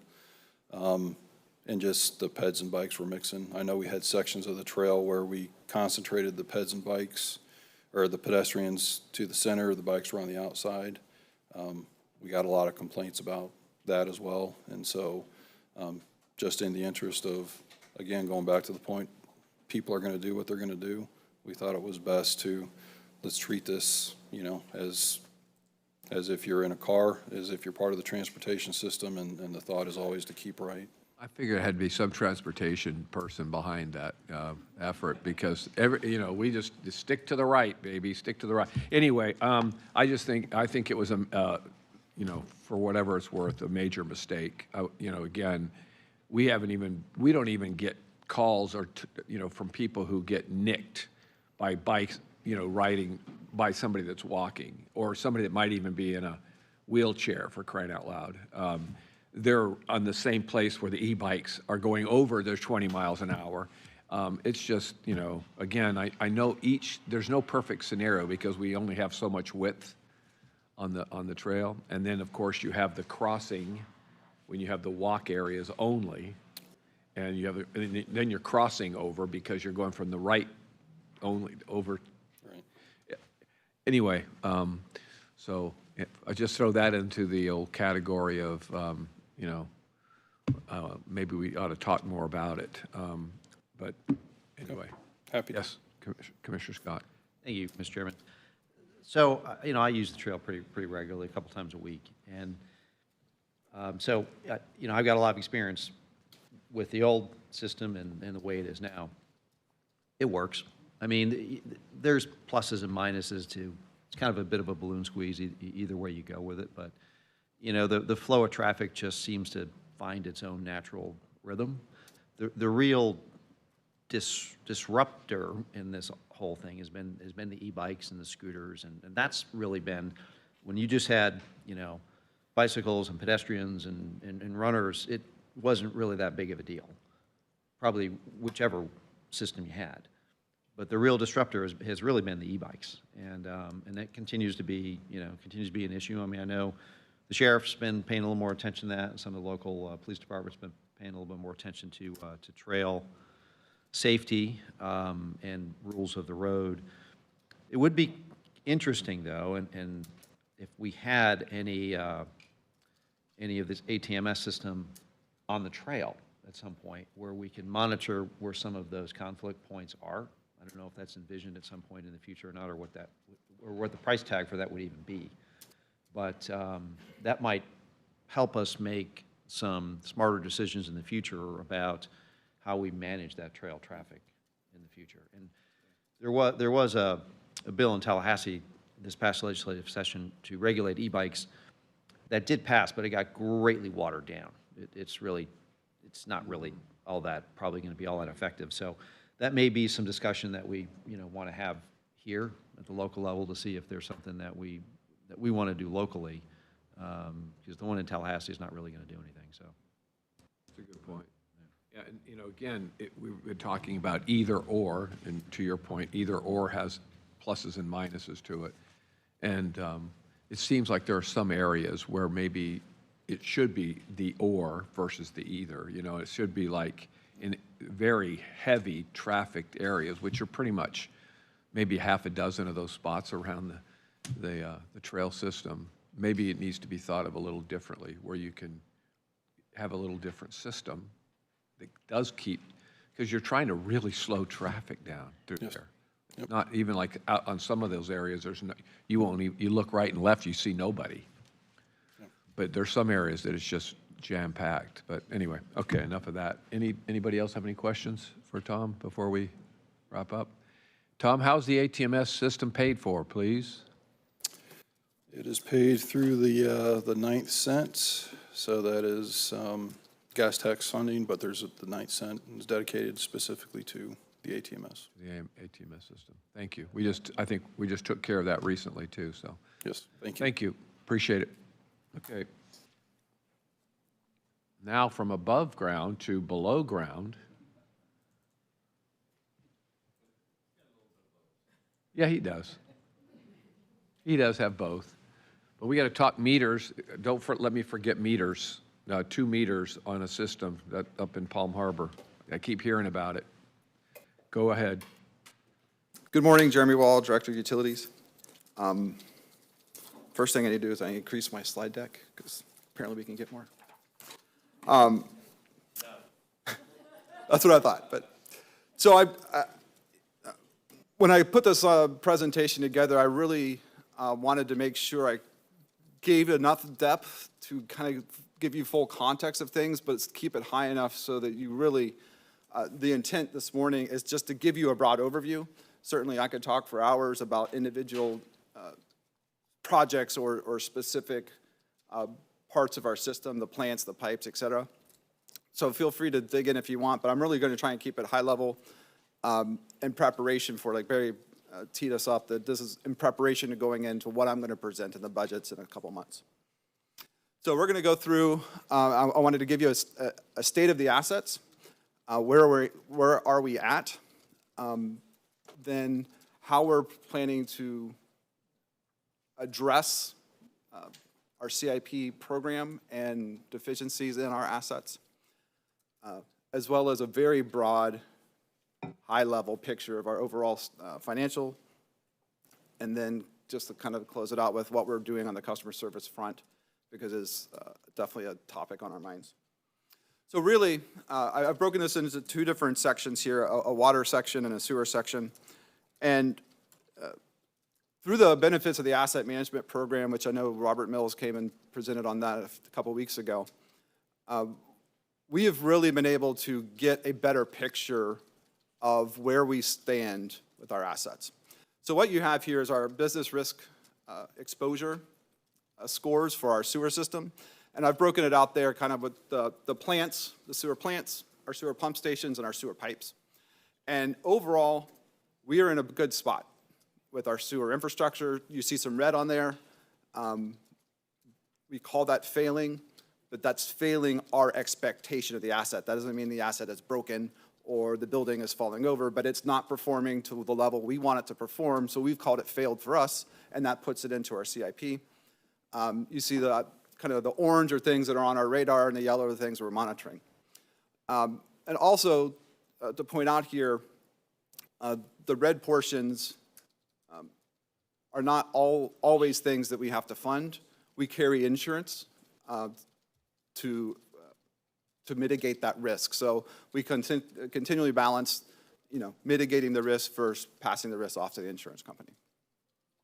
So overall, from our sewer assets, we're in a very pretty good stance. So how do we develop the business risk exposure? So we went through and looked at the age of every single asset we have in our sewer system. And what you'll see here, even though this looks bad, the next slide will show you that even though the things are old, doesn't mean that they're falling apart. So the age is one part of the story, and that goes into the risk score, as well as the condition. So you can see that the conditions of our sewer assets are overall better than the industry. For the age of our system, we've done a good job as a utility in the last 30 years of making sure our things are maintained, that we're doing rehabilitation projects on time and on schedule so they don't get past the point of being able to rehabilitate, doing liners and different things. So those two factors kind of work together, the remaining useful life and the condition. Also a point on the remaining useful life. For the sewer system, from the day you put a sewer asset in the ground, it is getting worse, and it is getting worse on a curve, right? So it's not a linear degradation. Sewer assets fail because of the toxic environment that they're in. So we've been migrating towards better materials, like plastic materials degrade less than metal materials, lining concrete structures because concrete is highly susceptible to the gases in the sewer environment. So we've been modernizing how we've maintained these assets over the last 20 years. In a similar story for the water assets, you will see a much higher risk exposure for our water system. And that is not because of the condition or the life of the pipes, but our water assets are more important to us. So we assign arbitrarily a higher risk value to a large water main because it's a life and safety issue. Not only a convenience of having potable water, but you won't have fire water, you don't have sanitation type things. So we assign a higher importance value to the water system than we do to the sewer system. Sewer, you can always go and pump away from people. Water, you have to provide to them. So we're using these risks in the water system to really monitor. So if there's a project in or around a high-risk pipe, so a large force main to the beaches, seawall construction near our water pipes, we scrutinize those projects to a higher degree because it's a riskier pipe from our standpoint. Are all water lines pressurized? Are they? All water lines are pressurized. Not all sewer lines are pressurized. From a remaining useful life, this is a better curve than our sewer assets for a couple issues. One, I talked about the pipe degradation, but also water assets have typically been built with better materials. So a metal pipe in the water system can last 50, 70, 100 years. I just did preparing for this presentation tomorrow, I just said, what's the oldest water pipe in the United States? And it's pre-Civil War cast iron pipe in Philadelphia. It's pretty routine in Boston, Philadelphia, New York that you would find wooden water pipes. So literally a pipe made out of a tree trunk. They just haul it out of the tree trunk and they build miles of pipe that way. So they are still around. We still find them, not here in Pinellas County, but we still find them in America. So water assets last a long time. And overall, the condition of our water assets are in fairly good shape. So we had in the early 2000s a galvanized pipe replacement that got rid of a lot of the galvanized and metal pipes in a lot of the neighborhoods. We continually have water pipe replacement projects that go on. Every time a road is improved, we end up having to move the water mains, and so it gets a brand new material as part of that. That's currently ongoing right now on US 19. We're getting brand new water pipe up the corridor of US 19. That'll be a 70, 80-year pipe that's going in the ground. And then I added, just for reference, the reclaimed water assets. I know I presented on the reclaimed water a couple weeks ago, but just so you can see it in common language with the water and the sewer assets. Much better shape on the reclaimed side, much newer system. So then I wanted to give you guys some insight into how we use that information and are building our CIP plan. We currently plan for a 6-year CIP, although we have 10 years of projects built out back in our minds. But we don't just consider the asset risk. So that risk score is a key factor, but it is not the only factor. We continually monitor customer service, obligations, complaints, areas of water discoloration or pressure issues. We build in the customer level of service arguments. We also are trying to modernize and make our plants, our pump stations, our electrical equipment, our computer systems more efficient and more modern. And of course, we have lots of regulatory concerns in the water and sewer industry, and every year feds or the state come out with a new rule, and then we have to go and address that. Resiliency. Past hurricanes have shown us that we are fairly resilient. We did have a couple outages, but overall, compared to the impact of the storm we had, the water and sewer system held up pretty well. But we did identify several key facilities and pipes, pump stations, especially on the beaches. You saw a funding request, 31 pump stations that we need to make more resilient and more able to withstand the high winds and the waves. And the last bullet there, just capacity and future demand. One thing, that if you take away with anything from today, unlike some of our neighbors, Hillsborough County, Pasco County, Sarasota County, Manatee County, we are not in a growth mode horizontally. Most of our growth is infill and vertical, which adds some demand, but not nearly the type of demand on a water and sewer system that our neighboring counties are experiencing. So overall, we're comfortable that we have adequate capacity for our future demand for the next foreseeable future. That doesn't mean we're not planning for things. We're not evaluating if we had to expand a treatment plant, what would we do, how would we do it. So we're looking at a 50-year view, but in the 10-year, 20-year view, we don't have capacity problems. A breakdown of our CIP. So this is our current proposed CIP that you'll see presented with the budget. I just wanted to give you guys a flavor of what we're spending the money on when we come and bring this to you.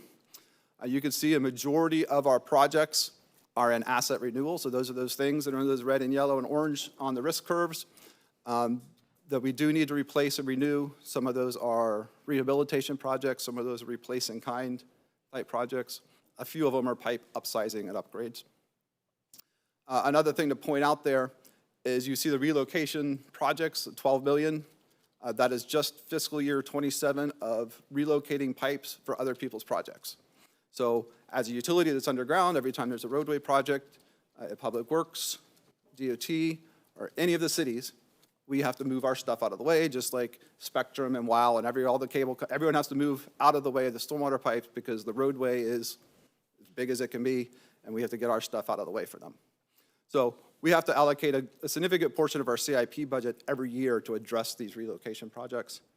And it's not chump change. You know, I would love to spend that on other projects because sometimes those are very good pipes that we're moving 5 feet over. So you're taking a perfectly good pipe in a perfectly good condition, and I got to move it 5 feet to get it out of the way of a storm structure or traffic signal or lots of other things that go on with the roadway projects. And another thing to point out here, of our 82 total projects, in fiscal '27, $67 million will be for projects that are in construction. So out of the total $92 million budget, $30 million towards the design and feasibility type stuff, and then 67 million of that will go strictly to the construction of the new project. So we are moving the CIP forward. We are producing out the projects. Another view of the same kind of information, both for fiscal '27 and for our 6-year CIP that you'll see proposed. And a breakdown by which type of assets. So a majority are in the pipelines, but our sewer plants and pump stations are of fairly equal importance to us. And you can see what the remaining balance is just 10 or 15%. And that's pretty steady between just next year and the 6-year plan. So it's not like we have to address all of our pipelines this year and then we'll be good for 10 years. It's a pretty consistent breakdown of the pie over every year. Jeremy? So I'm thinking about like the backlog, if you will, of projects to kind of get us to a normal stage, whatever that is. I don't know if you do that in the utility area. I mean, I feel like it's almost like a bubble, right? So that we can get it compressed down to a more manageable, normal level every year. And again, I don't know about bonding versus that kind of thing, but is it a availability of construction work to get accelerated? Is it a cost that's is creating the backlog because it's the expense that we're talking about? Is it people that can do the work, or? So it's probably a combination of all those things. One thing, and I'll talk pump stations here. So you see pump stations are roughly a third of the pie or 20% of the pie. We renew, out of our 300 pump stations, 10% of those a year. I got that number right. So we do 30 stations a year, every year for 30 years, and then we start over again, right? So they're always being renewed. It's not I could do them all tomorrow and then we'd be good for 30 years. There's always a cycle of these assets are decaying over time at a parabolic rate or exponential. So that being the case, they're kind of steady. It's a steady amount of work. To me, that would not be a candidate for bonding because bonding to me transfers ownership to future generations, and they're going to have their own. Correct. Things that are probably more, and I would say pipelines are in a similar boat to that, right? So pipelines are continual renewal type projects that you have to just keep up and maintain. It's like the oil in your car. You got to keep changing the oil in your car or one day it will stop. The pipelines are a similar boat. Things that are more generational are sewer plants. So when we build a new clarifier, a new tank for the reclaim system, a new pump system at the water treatment plant, those are 15, 20, 30-year assets that need to last that long because you're basing all of your other investment decisions around that specific asset operating the way it's supposed to. So we have identified different types of projects that would be more generational type projects versus ones that are more cyclic, routine replacement. I'm not going to call it maintenance because it's definitely CIP. You're definitely doing something new. But we've kind of separated out what's a good candidate for bonding. And you're going to have that as part of your rate study? Yes. So there is a bonding component when we come up on rates. Yep. Okay. Okay. Thank you. But Jeremy, talking about capacity issues, I mean, like just take, your, Seminole, that area down there, if you're looking at that, the capacity, big capacity projects that we've talked about, do you have kind of an example of what the issues are to get us to resolution for SSOs in a particular area? Because you have 4 different programs going on down there that was targeted to reduce the SSOs. So that's a good example because it's a multi-pronged problem, right? So right now our sewer plant is built, I'm going to look at my staff, but permitted 35 MGD, 33 MGD, million gallons a day is what the plant is permitted for to treat sewage water. And in the peak of the storms, we got 70, right, in a day, right? Our plant is sized to accommodate 70, but all of that is from an I&I. So you can continue to build capacity of the plant, right, which we have strategies around doing some of those things. But also, you could stop that I&I from coming into the system. So those are the projects that Barry mentioned. So I may not have to build bigger pipes if I can stop the extra water from coming in, right? Both of those are capital funds. Both of those are sewer projects. It's a different approach to solving the same problem. And so we're balancing all of those to make sure in areas where we need a stretch of capacity, so I need to upsize this pipe from a 10-inch to a 12-inch, I'll do that. But I'll also go work in a neighborhood and go and line all the pipes in a neighborhood, or go look at lateral replacement programs to stop the water from even getting to the pipe that's constrained from a 10-inch to a 12-inch. So it's a multi-pronged solution. And both of those solutions keep the water from getting to the plant, which now I don't have to go build another treatment train or another clarifier plant project because the water is not physically getting there. All that intrusion then is really in the non-pressurized system. Do we get intrusion into the pressurized system too? No. I mean, I'm talking about on the sewer side. Not directly the way you're phrasing it. So all the water that gets into the gravity system ends up at a pump station, and that pump station pumps through the pressurized pipes. So we do have pressurized pipes that are over capacity because the gravity system is collecting too much water. But there's not water coming into the pressurized pipe. Right, I understand. Thank you. Good questions. Except for when well, even then, if water goes out of the pressurized pipe, it doesn't go in, as we know. All right. I'm talking fast. Just, slow me down or stop me if you need to. So the next couple slides are as we sit today. And we had to base our proposed CIP program on as we sit today, knowing that we're about to embark on a rate study. And when we do the rate study, we're going to talk about overall rates, overall costs, our total CIP program, potential borrowing, potential funding from feds, from the state, from grants. All those different things will come into play when we do the rate study starting this spring. So none of these numbers are meant to alarm, but it's just as we sit today, when I open my bank account and I have my financial team tell me, where do we sit? This is where I sit. So currently in our 6-year CIP, we have identified $629 million worth of projects. We have funded budget of $287 million. That's what my bank account funds today. So there's a balanced need of $342.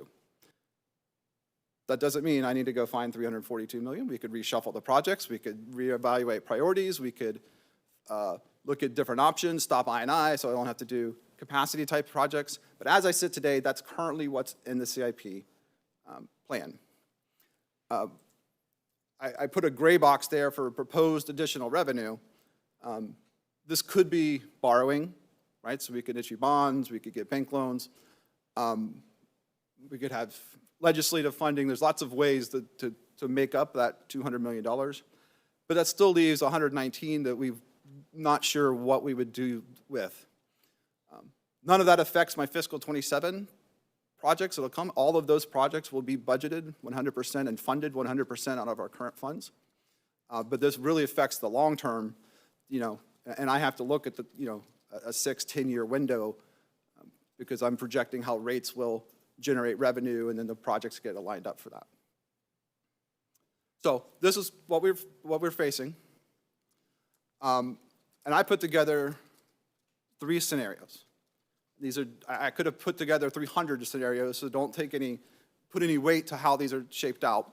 But scenario 1 is essentially if I got borrowing and some additional revenue, rates, legislative, some other revenue source, and I could do all 99 projects that are in the 6-year CIP, or most of them. Scenario 2 would be rates stay the same, but I borrow some money, up to $200 million-ish. And then a scenario 3 would be rates stay the same, no borrowing. This is what I could accomplish. don't get stuck on 77, 77 projects, because depending on which projects we do, we could do more smaller ones or less projects and do a couple big ones. But these are the kind of analyses we're going to prepare for you as part of the rate study. So you'll be able to see options such as these to help inform your decisions as you're moving forward on what do we want to do with rates, or should we approve borrowing? Do we have enough intergenerational projects to warrant a borrow? The answer is yes, but we'll prove that to you. On that previous page, on the previous page, is there a way to know how much of each of those columns, you were talking about the needed, the projects, how did you phrase it? That each of those categories, you talked about them being plants versus distribution system. Yes. The ones that are eligible, so to speak, for consideration for bonding in your terms that we're using today. Is there like a breakout of that, each of those columns that tells me like out of that 629 million we're talking about, 500 million is distribution or 500 million is our plants? So just to give you a ballpark, this chart tells you, about 20%, 25% of those projects, of the plant projects, and even some of the pump station projects, would probably be intergenerational bondable projects. The pump station, and then the sewer plant, the green one? Yes. Those are the two areas? Generally, yes. I mean, some of the building projects, right? So if we build a new facility, a new office building, a new hurricane emergency building, that would also fall in that kind of category. And Commissioners, as as they bring these forward and these options available for you to discuss during the rate study, internally, Jeremy comes in and says, I'm going to put out $200 million of projects, and our CIP team says, well, you've never produced more than $100 million in projects, and so how are you going to, to your point, how are you going to get there? How are you going to actually deliver on that? And a lot of things change, so it may be kind of an iterative solution. We don't have to solve this in year one bonding issue. It may be a pattern over years that we look at that and adjust that according to both delivery, what happens when we try to get the I&I out versus doing capital, and all of those things. So it'll be kind of an ongoing work to determine getting them to that 600 million. Yep.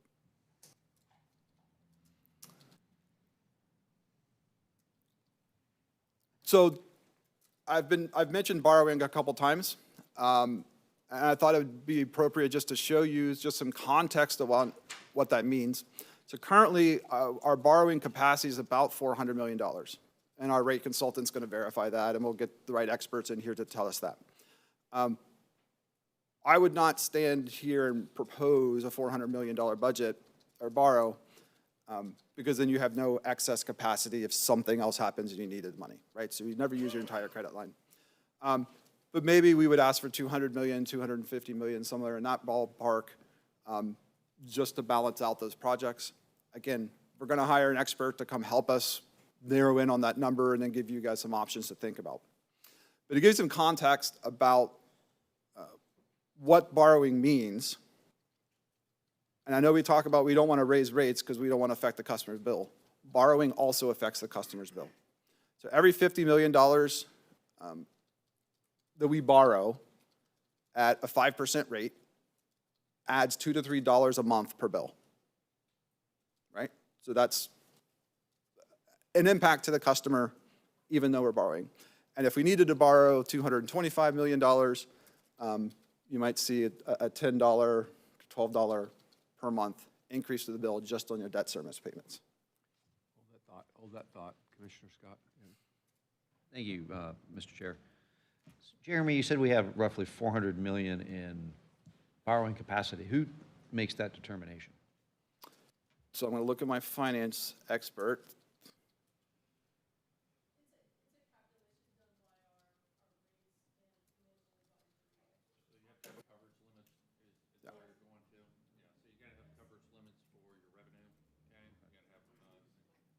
You got to have coverage limits when you borrow, so you got to have 1.25% as a minimum coverage level.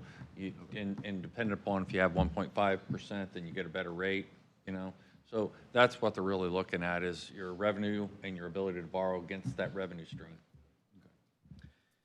And I guess, I'm sure you'll bring us all of these different scenarios, but if we didn't borrow and just increase the monthly rate $2 to $3 a month, what does that give us as well?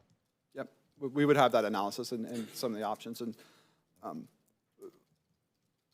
you. it'll be hard, because I don't want to present 100 options, because you can't choose between 100 options, but we'll narrow down into, here's a rate-heavy option, here's a borrow-heavy option, here's a balance option, here's a we-do-nothing option, and I want to make sure I'm clear.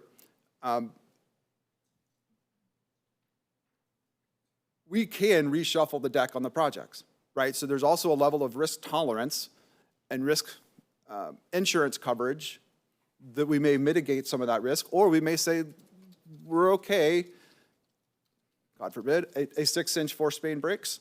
I can't have a 30-inch force main break, right? And so you rebalance, because right now we're working through a 6-inch force main break is just as bad as a 30-inch. Now, we know the impact will be bigger, but from a utility standpoint, we're operating under that kind of concept. That's how our CIP is built, right? And so we can rebalance those kind of decisions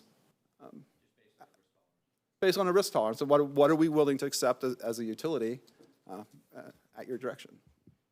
And again, to Barry's point, we're going to talk about different things in our penny picture later. You can do that. Every year, there's penny issues, right, where we need more dollars to do things. You said if you borrow, it can increase rates. If you don't borrow and you have to, you raise to what Commissioner Scott said, you raise the rates, it costs. If you use penny money for capital, it doesn't raise the cost to the because they're already paying for it through your penny. Yeah. The residents are paying for it through the penny one way or another. It's just a matter of where we want to send our penny, right? So I know philosophically we've always used it for, public works, and we have our own enterprise fund over here. I'm just saying, if you're looking for money that we're not paying borrowing fees on. And Commissioner, we can certainly do that, and we will, have as part of that conversation. It's a little bit different with utilities because they're both retail and wholesale within communities. The communities get, those back. And so are we taking it out of, the countywide, or are we taking it out of the allocation, So we can look at that. It's easier when we do like roads, because the roads go through the municipalities and things like that.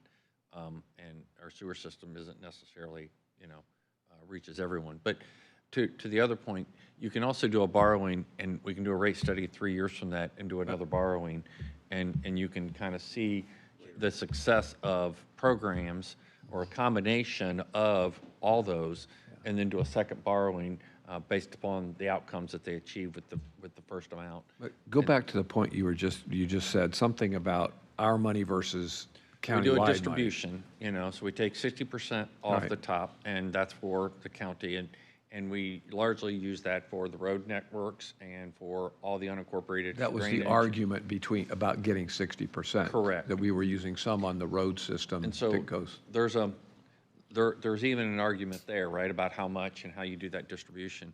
When you get into the sewer system, it's as you know, it's a hodgepodge of systems that are married together that create the county system. So we just need to look at that. Yeah, And okay. Ultimately, it's your decision, but we'll put those scenarios together and have that discussion.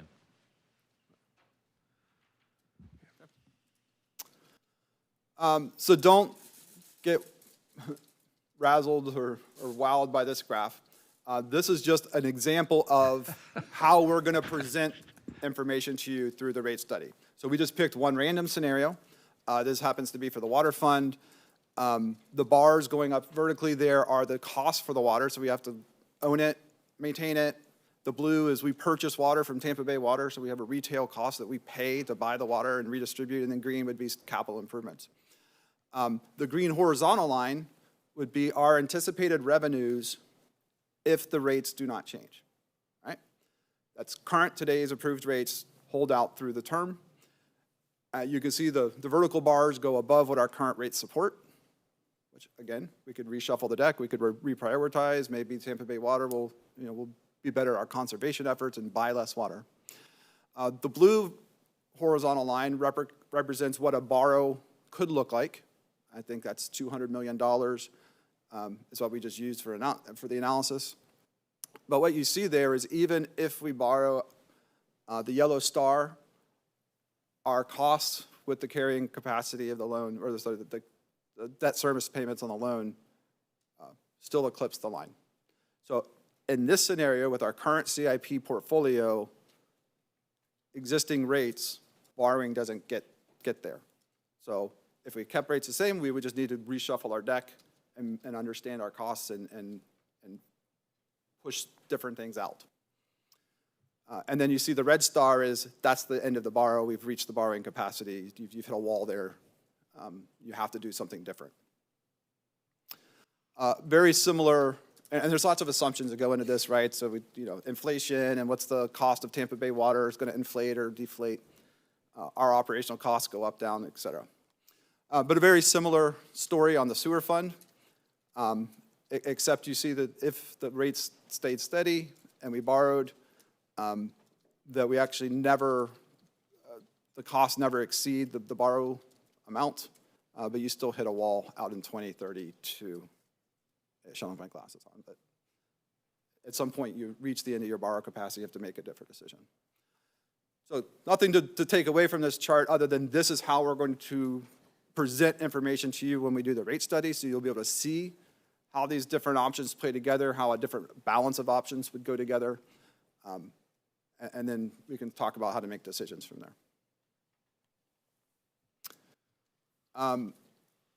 I did want to spend just a brief moment talking about our customer service, because I know this is a topic of high importance to us. We've been tracking our total phone calls for many years, and I showed here from 2019 up through last year. And we currently have 18 service reps that answer phones full-time. That's their full-time job, is to answer phone calls from customers, assist them with their issues on a daily basis. And you can see that we were holding at an appropriate level of staffing from fiscal 20 up until the end of 24. And then when the hurricanes came, first of all, we had the drought, then we had rate increases, we had AMI meter projects, and then we had hurricanes. So all high customer impact events going on simultaneously or in consecutive order. And we've seen our call volumes spike significantly. I don't have to tell you, you guys are aware of the constraints we were under in the call center, wait times, hold times, people not being able to get through. Even with the high wait times, our average call time is still 6 minutes. Our goal is 8 minutes. So once you get on the phone with a rep, we resolve your issue and we have high satisfaction. It's getting to the rep. So you've heard me say, many of you have heard me say, that I'm trying diligently to find a way to shave off 30,000 calls a year. Or if it maintains at this level, then I need a different scaling model for my staff, because I'm not going to be able to sustain 175,000 calls with 18 people. It's beyond the work capacity of the people. So we are looking diligently on methods to shave off that 70 or 30,000 calls a year. We've implemented some AI techniques. Just went out in February, we turned on an AI chatbot to our webpage. So now if you go to the Pinellas County Utilities webpage, and in 1 month we've had more than 1,000, or I guess it's 6 weeks at this point, more than 1,000 people interacting with the chatbot, answering their questions, which, that's 1,000 calls that didn't come into the call center. So if you extrapolate that over 12 months, maybe that's 12,000 calls that get diverted. Therefore, I'm halfway to my goal of getting rid of 30,000 calls. We're also implementing AI technologies into our phone system. So when you call, we can direct your call directly to someone who can help you with that issue. Even if I have I need to make a payment, I need to pay a bill, I need to turn on my service, turn off my service, having the AI agents do that for us. So you don't even have to deal with the person. You can just enter in your account number, or better yet, the AI knows your phone number, knows what account you're talking to. You can pay your bill, turn on your water, turn off your water automatically. We're building that technology now. It'll go in later this year. We've purchased it. We're just building the connections to their accounts. So we're working hard. Before I come back to you and propose a staffing change, like I got to scale up, we're trying these technology solutions and really striving to shave off the peak there. And maybe since the hurricanes have subsided, the AMI meter project is complete, maybe this will naturally come back down as well. Jeremy, Commissioner Nowicki has a question. Thank you, Chair. Thank you so far, Jeremy. I appreciate all the info. The call time you said is 6 minutes. Does that include hold time? No, that is once you are picked up on the phone with an agent. What's the hold time before you talk to a rep? It varies, so lunch hours is the peak hour. Mondays and Fridays are always the highest, or the days after a holiday. There are times when there is zero wait time. So it varies on a per day. I've seen it as high as 40 minutes. And as low as 0? And as low as 0, right? So, Thank you, I guess. we understand that, at lunchtime, that's when people, that's when I take care of my personal business, and I call the bank during my lunch, and that's when they're taking care of their utility problems during lunch. But I don't have an extra 13 people to stick on the lunch hour. All 18 service reps are active during that period. Yeah, I guess, it would just be like beneficial to know, for like staffing, right? Like what the average hold time is, because that's really, you got a great average call time of 6 minutes, but if like the average hold time is, 5 minutes or something. We have that data, and you have to take that data with a grain of salt because you also have call abandonment. So I would have waited on hold for 15 minutes, but I got mad after 6 minutes, so I hung up. So that counts as a 6-minute wait time, or you would have been on for 10 minutes. So we have the data. You just got to. To Commissioner Nowicki's point, we know that the wait times where people are dropping off are unacceptable. To just acknowledge it, we have a problem, and he's working to try to resolve that problem, because if somebody shouldn't have to wait 40 minutes to get through to an agent. Okay, so we just need to own it and know that we're trying to work to improve that. And, if Jeremy can't through these methods, then we got to figure out how to meet that customer expectation, because it's not right. And for the people, and I say that because I want to acknowledge that for anybody that's called in, they're like, that's not my experience. I see the same things that come to you, and people are mad, and so we've got to fix this. We do acknowledge it. Commissioner Flowers? When persons call in, is there like a prompt? Sometimes when you call places, it will say, your expected hold time is 2 minutes. Or is that something within the system for persons that are calling, or it just, places them on hold and plays really nice elevator music? It's there. We've gone back and forth with turning the functionality on and off because the times are not always correct. So it tells you you're going to wait for 6 minutes, 20 minutes later, you're like, dude, you've told me 3 times 6 minutes, right? So then you've created more anxiety and problem than just saying, you'll be taking the next available time. Okay. With our current technology, and we're working with our BTS, it controls the whole phone system, so we're working on how to improve that. But I don't have a sunshine and rainbows answer for that one, I'm sorry. If it worked if that system worked the way that it should, then it, puts you in order, in rank. Because I know I've been placed on hold, and I've had that system when I've called certain places to conduct business. And sometimes I get picked up on even before, the time that they've designated. I've not yet experienced where I was past the whole time, but I could see where that could happen because the client may need a little bit more assistance or something like that in the rotation for calls. But I was just wondering, because I know when I hear that, that lets me know if I can stay on hold because I have something else coming up, or if it tells me like 10 minutes, I'm out of here, I'll call back later. And then sometimes some systems will say what their lower call volume time is, trying to encourage you maybe to call during those hours versus like midday, more like you're saying lunch period time or whatever, where you have a high call volume. We evaluate even the types of calls that are coming in, so I know if I'm calling about a high bill or a leak, or I pay my bill, or I turn my water off, turn my water on, there's a project on my road, I want to know about it. there's a leak in my neighborhood, I need to tell someone about it. So we're even breaking down the data like that to automatically send people into different buckets. So that if there's a break on the road, I don't want to wait 40 minutes for you to talk to a rep to tell me my pipe is leaking. I want you to be able to tell me that immediately. We need to divert that call to the people that can fix the pipe, not to the customer service rep. I need my maintenance team to hear the pipe is broken, get someone out there now. So our current system isn't built like that. We're building it now that way. Thank you. Yeah.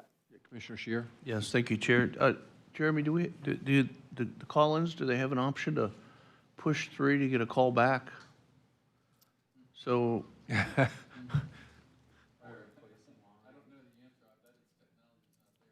And if it is, I don't have a staff member who's sitting around waiting to call people back. They're it would be, actively engaged. it's part of the system that they don't have to call back. It just comes in like a call. Hey, we've called these people back. You're not on the phone. We called back. We do have that. We've gone back, again, turned it on and off because it's had varying levels of success. So you don't want to perform that task and then not fulfill it, right? So if I say, put in my number and then I don't get a call back, now I'm worse off than if I had just been on hold. Yeah.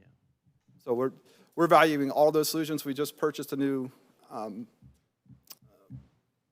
customer interface software, and we're implementing some of those actions exactly like you said. And Commissioners, just, to add a complicating factor, Jeremy's team, they operate in 3 different systems, and or maybe even more. It makes it more complicated to solve some of the issues. Have we looked at outsourcing the whole program? I'm sorry. Have you looked at outsourcing the whole program? Giving it to a professional call center? We did. We hired, well, not to a professional call center. We did bring in temporary staff. We tried to bring in 10 temporary staff to help with the peak of the calls. This was last year. That lasted about 2 weeks because the temporary staff were giving out wrong information. So they were telling people the wrong water information or directing them to the wrong account to pay their bill. So part of the overhaul we're doing, and Barry mentioned it, is we're reevaluating a new model of working so that we can scale. So what level of task could a temporary staff fulfill, right? Anybody should be able to turn on and off a water, right? That's clicking a button. But the way our system is built, that gives you access into all the other stuff. So you have to navigate 3 systems to get to that point. We're changing that workflow and that process right now to make that easier so we can scale. In a time of peak, I could bring in 10 people and do the whole thing. We have not looked at total offsourcing. I don't know, this might be the end because I'm stuck. I know, but it's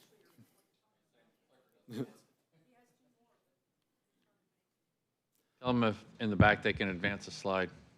in the back, can you advance a slide 1, please? Or not? They went to lunch. Maybe I hit the button. Can I hit a button? No. Anybody in the back? Well, good news. Did you move the slides up 1? So here, A break. Did you mention earlier in your presentation, just because it's aging doesn't mean it's breaking? yes. Just because it's in a high-risk red, that means that it's risky to us. It doesn't mean that it's failed. So we call it failed because it's failed its level of service. That's an interesting concept. Because we needed to address it before it really fails in real life. So it's failed our expectation as an asset, is really what that means. Yeah, I mean, but the more important thing is just because something's old doesn't mean it's deteriorating. Be careful how you go Still. with that. Be careful how you go with that. I thought it was coming my way again. Just because you're old, you're not deteriorating. Thank you. Go ahead. So I mentioned both of these items already, but we did put an AI chatbot. It's getting about more than 1,000 interactions already in the 6 weeks that it's been live. And we are really happy with how this worked out. So this is an AI chatbot, but it only queries stuff on our website. So it doesn't go out and ping Google and give you all whatever crazy Reddit story that may have come up. It's only things that we publish, and then it gives accurate information that we control. That was an important feature that we added. And then lastly, when we rolled out the new AMI meter project, we purchased and implemented a customer portal. This is an important, we were trying to communicate this out for people. What you see in the lower right-hand corner of the screen is a real printout from my house. So on April 1st, I got an email saying, Pinellas County Utilities found a leak at your house. And you can see 5 days later, it was still leaking, and then last week it came up through my floors. So if I could have gone and hired a plumber and got there on the day one that I got the email, I would have avoided the many $1,000s of damages to my house, and I would have saved all that water off my bill. So this system is active and working. We're highly encouraging our customers to be engaged with this portal, check it, set up the notifications, text, emails. I think to date we have 65-ish thousand of our customers on account out of 130,000. So maybe half of them have set up a portal registry and are looking at it now. Are they just looking at it to pay their bill, or are they taking advantage of some of these options? We don't know that quite yet. And we did also last year stand up our customer engagement team, where we are actually, when we find alerts like this, we are actually calling the customer with a person or driving to their house and knocking on the door and say, by the way, you have a really abnormal use at your house. You probably have a sprinkler head that's broken, or a toilet that's broken, or some other catastrophic problem under your foundation, like I did. So I'll open that up for any questions. Oh, sorry, last one. This was a question that came up about payment fees and the different options to pay. This is a common customer question. Why do we charge fees for credit card payments? So the picture on the right is the different ways that you can pay Pinellas County Utilities, and 2 of those ways incur the majority of those fees. So if you pay by credit card or an e-check, then you pay a fee, and that is not a Pinellas County Utilities fee. That is by the bank or the credit card company servicing that. This is to the tune of $700,000 last year in credit card fees. If there wasn't a fee, would more people pay by credit cards? Probably. But then the overall ratepayers would have to absorb that $700,000. So currently, any transaction fees are paid by the customer directly to the institutions. We do not pass them through the utility.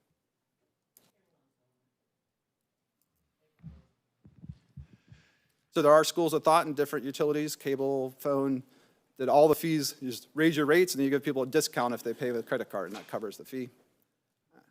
That doesn't seem very transparent, but that's what people do. It's easy to set up your bank, check. I mean, you can do it right out of your bank account. Yeah. It's easy. It's easier. Jeremy, I brought this up before on the, one size does not fit all kind of theory, that we have some people that we've talked about before that aren't on reclaimed availability. And so they're using water for their house and all of that, and they're also using it for their grass area, their yard and all of that. So we know we have a 10,000 per gallons per month kind of stopping point on the sewer. But I would like to just see, because there's some folks who would really like to get a second meter put in so it actually tells them how much reclaim that they're using, or how much water is going into the ground so they don't have to pay sewer on it. And yet I know the whole financial model depends on a certain structure. So I do think it's, we're talking customers, our residents might want to get an idea what that would cost them to install a second meter. And maybe you can't apply it everywhere because of the problems that you pointed out before. But where it does make it available, where it does make sense, physically, structurally, to be able to put a second meter in so that we can separate out that water that's going onto the grass. They're not getting charged sewer for that. They lose their 10,000 gallon limit. I don't know what it is, but I think we need to take a look at that. And I don't know what the number of people that we're talking about that aren't on a reclaimed access line. So if we could maybe just take a look at that and have that kind of conversation. I think we need to at least answer the question. Okay. And I have talked to that before. I mean, if the goal is to reduce the cost of the sewage payment on the water used for irrigation, which I think is the overall intent of what the customers are asking for, I think that is equally achieved by just reducing from 10,000 to 8,000 or 6,000, whatever the right point is. And that requires zero infrastructure costs. So installing new meters, oh, we'll just get a new meter. Well, there's a payment every month then that these people are going to absorb, whether it's direct or indirect. That's another asset that now I own and maintain, including the technical connections, the servers, the databases, the data point. So we would have to develop what the impact would be for that. Yeah, and that maybe there's a tiered system there, because if you have a family of 5, it's the 10,000 gallon limit's probably pretty nice, on the sewer. But if you've got just a couple, you never get the benefit. So, and maybe that's the answer to it. Maybe a tiered system as opposed to an infrastructure that they would be paying for, and not we're paying for it, but they have to, pay to put in. So anyway, I just think it's something responsive to our residents as an alternative, and sometimes it doesn't work for everybody the same way. So anyway, my last little pitch there, please. Anybody else have any questions? Thank you, Chair. Thanks again, Jeremy. Sorry to hear you had a water leak and had, thousands of dollars worth of damage. The city of St. Pete is, pretty rough with their water bills, and I think we do a lot better job. But do we have a program where if somebody does have a leak like that and get thousands of dollars with damage, they can come to the county and appeal, the leak and maybe get a reduction or a little credit on their bill? We absolutely do, and I actually tested our chatbot on our website to see how I could do this, and it guided me right through step by step. Here's the form, here's what you fill out, here's the receipts you're gonna need, and absolutely, it's called a leak adjustment. We have a similar program for pool fills, so if you have to drain your pool and refill it, we have breaks and some programs to assist people with that. Awesome, thank you. Okay, we're going to take a break for, we'll get back here at 12:15, so it'll take about 20, 25. Mr. Chair, if you'd like to hear some numbers on trip and falls on sidewalks before we take a break? No, let's do it when we get back, okay? I do have some numbers for you We'll now. take a break, 12:15, we'll get restarted with the strategic planning and the trip and fall first, then strategic planning, and then our agenda. Thank you.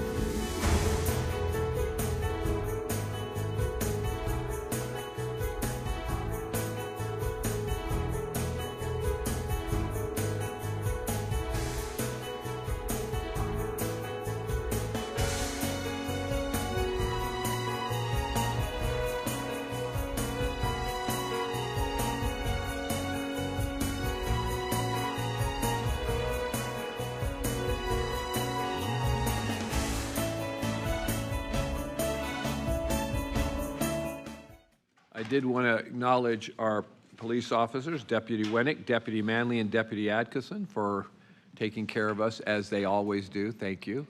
And holding, helping us when we have full loads of stuff coming in the back of the building. We appreciate that.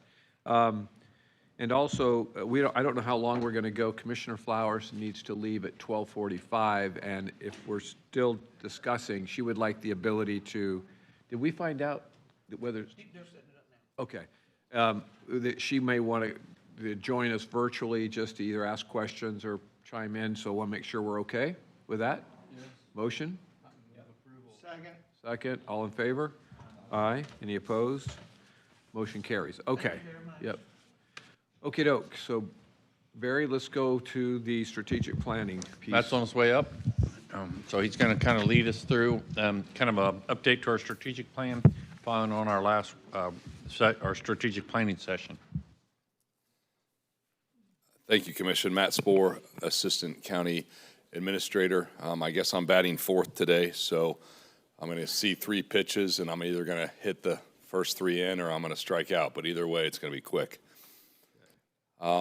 Let's go through your how we got to where we are today. So your strategic plan has remained the same since it was approved in 2023. If you got here early today and saw the screens, you saw, and if you look in front of you, you have a summary of that plan. And then from that plan, we began to have work sessions that actually started February of 2025. Then you refined what we will talk about in a minute as Appendix A. Appendix A really drives your priorities and projects into the day-to-day operation of what all the departments are completing in their operational plans. And then from there, you had your October 2025 budget preparation studies. And then most recently, a work session in February. And today, we're going to kind of tie it all together. So we're going to talk about your budget preparation studies. We're going to see a little quick summary of that. We're going to talk about what we heard from your February work session, and then we're going to tie it all together with Appendix A. So in front of you, you have the calendar, the strategic plan, Appendix A summary, and Appendix A edited. So at the end of this presentation, I'm going to click through 3 slides that are going to show you the edits to Appendix A. So that's everything you should have in front of you and also is on backup online. So as I said, we'll start with the budget preparation studies. So these studies are scheduled, the majority except for the last 2, which are to be determined. They're scheduled for work sessions either this spring or this summer to help inform, help you discuss and inform us on things you'd like to see as we work through the budget process this summer. So they're all designed to occur within the next few months here. That is your list that came out of that October discussion. And then this is the list of studies or executive summary reports that will be provided to you in advance of the BIS meeting dates so that you can have that level of discussion. The only note is the OPAGA study, which the state has put on hold. So that is in a holding pattern until we hear more from the state. So during your February 2026 strategic planning session, these were the major initiatives that we began the discussion with. The only thing that's been added to this list since that February date when you all met is the beach nourishment process and cost allocation. We've added that one as that's an ongoing process that we're working through, and I know you all are well aware of that. This is what we heard. So this is what we heard out of the BCC strategic session. Remember, we had that exercise. The highlighted green, that just means it's in alignment with the previous slide. That's the only reason those are highlighted green. But your top 4 on here are employment opportunities, Penny 5 priorities, PPC alignment, and public-private partnerships. So those are the top 4 that came out of that session. From there, we had follow-up and action items that you wanted us to look at moving forward, and these are what those action items are. The last bullet point, I will say, if you saw it, that has been accomplished. The strategic plan and the calendar will be viewed on both of these screens and also out in the lobby before any of your work sessions or BCC meetings in this room so that the general public, when they're here, can see both the strategic plan and the calendar. Again, the first bullet, we talked about that already, but we will have the work sessions and the reports to you this spring. either in the form of a presentation or a executive summary. And then those bullets in between there are new action items that came out of your session in February. So how this all ties together. So Appendix A, you have in front of you, it was approved by the BCC in 2025. And again, it is the alignment between your either projects or policy discussions and our work, our month-to-month or day-to-day work within the county. So it provides transparency, visibility, and again, alignment between what your goals and objectives are with the strategic plan. You have the edits in front of you. I'm going to walk through them now. There's 3 slides. So the first one is in strategic priority number 2, healthy and safe communities. We are proposing to remove the gas station generator compliance. We worked through that with the state. There is a state law on that, and we provided some information, and there's already enforcement mechanisms in place, and there's not a whole lot more we can do on that front. So that one, we're proposing to come off of that list as completed, and adding, discuss the operational model of the Safety and Emergency Services Department for review by the board. So those are the 2 changes to Goal 2.2 of Appendix A. Goal 3. Strategy 3, Goal 3.5, foster business growth and prosperity and opportunity. The project that we're adding is to create the Downtown Clearwater Campus Activation Plan. And I know you all have meetings in a few weeks on that, and then continued meetings through the spring and summer.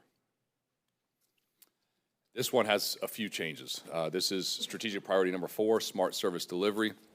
You have two items on there on the bottom that we have checked off as completed. And when they come off the list, they just come off the ongoing list. We still track that they were completed. So they don't technically go away, but they're just off the list of the to-do list, if you will. We've added 2 BCC strategy items. The first one is shift the Pinellas Planning Council authority to the Board of County Commissioners. And the second one is explore revenue-generating county asset opportunities. Again, you have the document in front of you, so those would be the changes. They're minor changes, which since we did it a year ago and created Appendix A, I think the anticipation is that every year there'll be minor changes to Appendix A and through your strategic planning session. So that's my short presentation, and we're here for questions or discussions by the board. Commissioner Flowers. I'm sorry, I was just trying to make sure my mic was on. So thank you so much for just a brief summary or overview. I guess I have a question. So for our alignment with our sewer investment programs, would we wait until we get a better clarification on whether or not we would bond for, whether or not we would request a loan for the projects from the review that Jamie just gave us today? Or if we're going to just pay outright for taking the $400 million out of the program, or? So for your strategic plan or like the commission-driven initiatives that you want to see, those are broad. We then have we take that and work on departmental strategic plans. And so like what Kelly presented earlier today, that's taken how it aligns with your strategic plan, but it dives more in detail around that particular department activities. And so utilities would have the same thing within the utilities area. And so those will come back to you, but they don't necessarily need to be front and center on your strategic plan unless it rises to that level. Okay. And then I guess I would be asking the same when it comes to us determining or renaming opportunities, because now we have this possible issue with the state statute about renaming roads that they're numbered by the state. So I would ask the same question, I guess, for the last project update here, whether or not all of that may change depending on what we can or cannot do. Well, you could put that into our legislative program, because it's really changing the state law back to where it provides that local authority. I wanted to share this when we were talking about that. That's very interesting, because even though I know it was years ago, I don't recall anything changing that came out where any municipality would say, hey, wait a minute, we don't support that because we want the ability to name, roads and things like that. In St. Petersburg, we've named a number of streets. The young girl that was shot and killed accidentally, it was another issue going on, but the bullet went through the house and killed her. We named a street after her, and we didn't. When was that? Do you remember? 2000 and, it was a while ago. Okay. This was a recent change. This was a 2025, is that correct, Tristan? Yeah. Oh, so it has? So it's, okay. But that was 2007, 2008, when that's why I was bringing this up. I listened to his presentation. I'm not saying anything is wrong, I'm just saying we should be in a whole lot of trouble down there because several streets have been named I think all after of them people have. with signs. Yeah. So anyway, forget all of that. I'm sorry, I was just bringing that up because that was weird. But anyway, I just was wondering if we should maybe kind of put that in yellow instead of red. Well, now that you brought it up, I am most curious why, this has been in place since the early 2000s? How did it get identified? Paris, her name was Paris. The young, it just came to the young. Okay, thank you. yeah. But I'm saying, we haven't had this consideration on anything else that we've done. Lucky you, right? I know, why now? I don't know the answer. I'll let Kelly or snuck and did Tristan it to answer you. that. What was the issue that triggered This this time. scrutiny? I mean, it's like let sleeping dogs lie. Like, Well, per your discussion about the most recent resolution and preparing that, we went down the pathway and worked with your office to develop the resolution, and then as we were going through that process, we became aware of the statute that preempts local governments from doing that type of road memorial. To the point we had on our conversation that you had with the legislators, I have to believe that it was just an oversight, that they did not distinguish between local roads and state roads when that bill was passed. And so that's when it popped up. I did elevate it to the Department of Transportation just to see if by chance there was an implementation, if we were able, to have some implementation flexibility. But they too, in addition to the county attorney's office, weighed in that unfortunately the legislature is the only one who can approve that. so that's, go ahead, Tristan. I was just going to chime in, and so basically, yeah, that's the direction where the legislature basically wants to be the entity to erect signs that are memorial related. And to Commissioner Flowers' points, yeah, roads can be renamed, but in terms of erecting the ceremonial sign, that's within the authority of FDOT. And that could be, and I was looking back at the statute, and it could be just the definition of transportation facility, not dealing with a state transportation facility. So that's an avenue that I'm currently looking at, but I just wanted to provide that background information. Well, let's make that a priority. I mean, I know that that the senators were very concerned about it as well. And I sent the statutes over to them, so hopefully it's working its way through Vala's amendment to the process. It's good that hasn't come up since the early 2000s, so. Yeah, that's why I say, I said it had to have happened last year or even this year, because it never had come up before. We did a bridge not too long ago, and it was like, smooth sailing. A lot of people came too. Yeah. Went to the. Oh, yeah. Nobody said anything. That's why I said it's just weird. Next time you want something. I know, Just do it. Don't. I know, that's what I was saying. Let's just do it. Then somebody told me I couldn't do it. Okay. Yeah, I agree. Ask for forgiveness, not, permission. Okay. All right. Well, you see what you brought up? I'm kidding. I'm teasing. All right. Any other questions on this item? I think we're good. Thank you. Appreciate it. All right. We are moving on to agenda briefing. All right, going on to agenda brief, you got Neighborly Senior Care Network's 60th Anniversary Proclamation. You got National Volunteer Appreciation Week, and you got a partner presentation from Mike Stevens over Tampa International. You've got different reports. Going on to item number 10, this is the First Amendment to a joint project agreement with St. Petersburg for utility work associated with roadway improvements. Item 11 is ranking of firms. This is 4 firms that they'll do for various engineering services.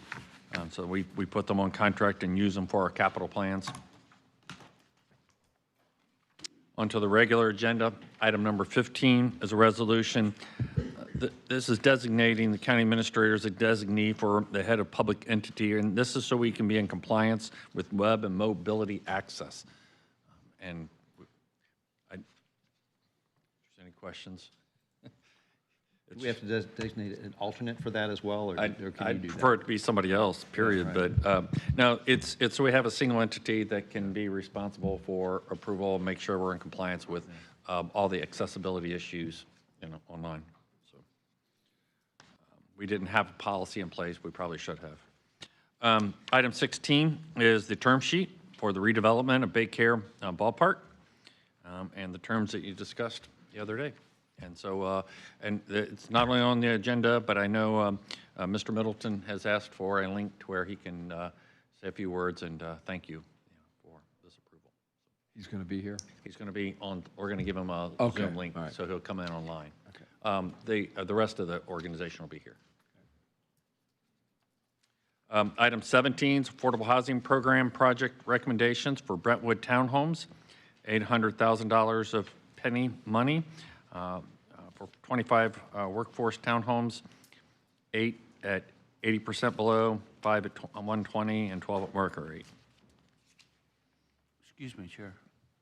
Can we go, the previous sure. one, I wanted to talk about the term sheet. I just wanted you to know I will not be here for the next meeting. If you wanted me to be present for the meeting to vote on it, if you think it's necessary. I just You want talking to know. about for the Tuesday? Yes, You won't be at I will not be here. I'll be on the London trip visiting St. Pete. Okay. Oh, okay. So, I don't think I can vote, though.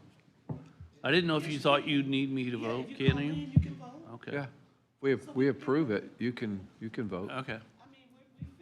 Let, I know, well, you I feel bad think, for myself. think about whether you're going to be available, and if That's you are, the other thing. let me know.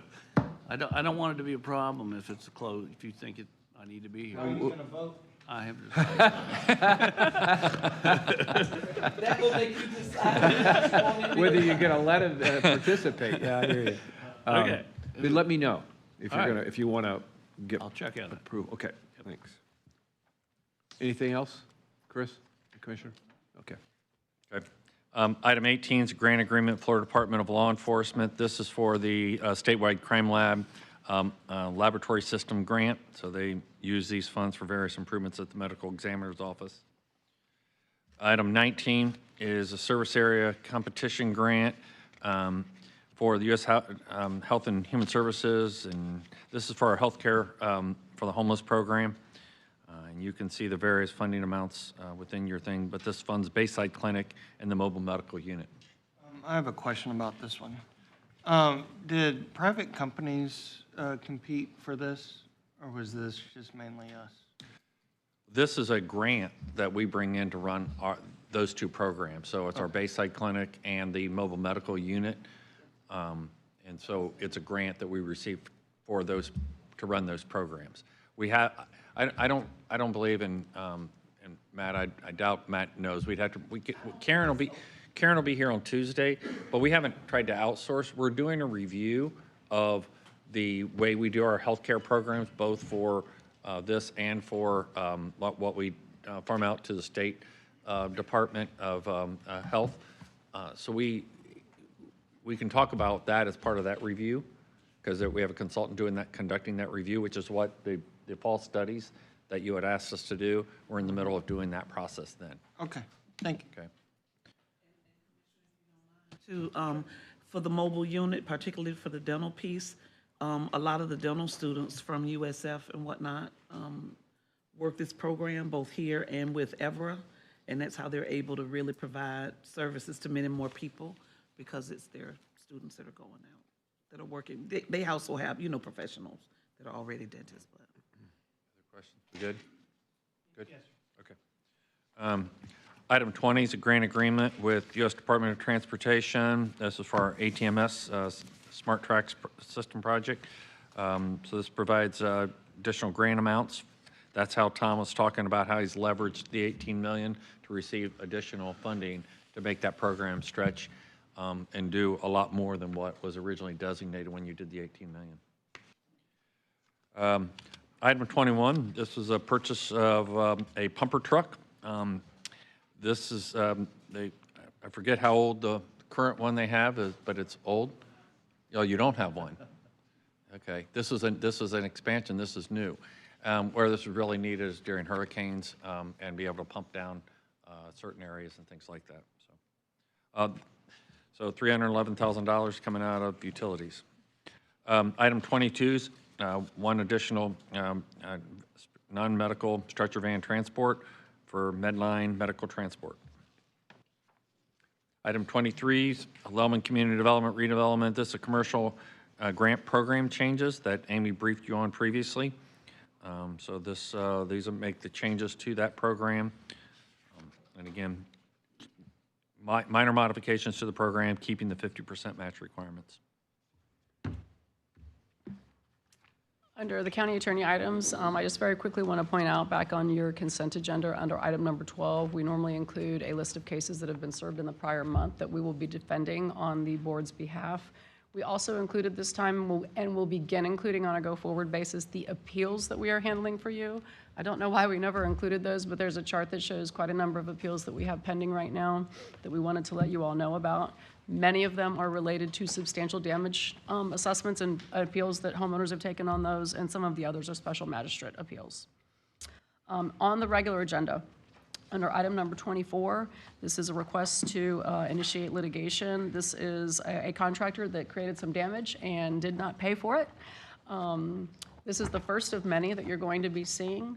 We have quite a number of others that we will be bringing forward. This particular case had a statute of limitations issue, so we're bringing it to you now, but you can expect to see a number of additional cases such as this coming forward soon. Under item number 25, we are requesting authority to file suit in the referenced case. This will be a foreclosure on a special magistrate lien. Item 26, there should be a file going around. I encourage all of you, if you have any questions on that particular matter, to give me a call outside of this meeting. And then I don't anticipate reports, but if you're interested in hearing about those trip and fall numbers. Yes. Hold up one second. They have been steadily going down, and Kelly or somebody could probably tell me the year that we started with the dedicated millage, but starting back in 2023, we had 27 claims, 24 we had 21 claims, and in 25 we had 19 claims. So they are steadily going down, and Christy that helped, I think, with Keith and some other of Barry's staff get these numbers. There has been some tort reform and other issues that could affect this, but generally speaking, the number of claims filed in 24 and 25 are equal to the number of claims filed in 21. So that's a substantial reduction when you're talking about the same number in 1 year as what we're seeing in 2 years now. So there's definitely an effect going on there. Thank you. And aside from that, I have nothing else to report. Thank you. Item 29 are appointments to the Seminole Sports Association. You've got your appointments to the groups, and then you have 4 citizens appointments, and you'll have a ballot for that. Item 31 is a zoning change in Lellman. This will split the lot into 2 to where a second home can be built. Item 32 is Largo CRA. So this is a request. You can read that and see the staff recommendation on that. And item 23 is with the city of Dunedin. This doesn't change their CRA. What does change, it allows them to take on debt for a second parking garage. It doesn't increase the county's contribution, however. Item 33, yes. Yeah, 33. And the debt is not dependent on the entire CRA being renewed after the... That's correct. It allows the city to obtain that debt on their side. So Okay. It doesn't increase it on our side, but it requires our approval for them to be able to issue debt associated with it. Because when our piece ends in 7 years or whatever, and we finish our part, they can continue with the CRA with their part. That's correct. Okay, separate. They can do it through their CRA, they can do it through their general fund. Right, That's- okay. Yeah, but it's on their side of the ledger, but it requires our approval for the second garage. Thank you.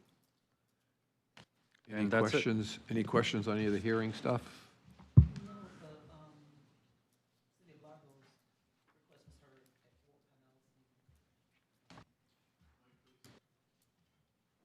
I'm sorry, I was saying the City of Largo's request was heard before the Ford Pinellas meeting and passed unanimously.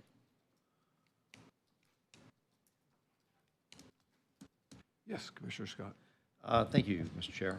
It did pass unanimously at Fort Pinellas, and I obviously supported it at Fort Pinellas. Fort Pinellas manages transportation and land use planning, and I think this is CRA is a good plan, but I do have some real concerns about another CRA that's going to cost the county money going forward. So I've got some real hesitation with it. So. And that's something probably, it's a grander scale discussion about Right. new CRAs. 'Cause Exactly. I understand there's a few in the offing. And so,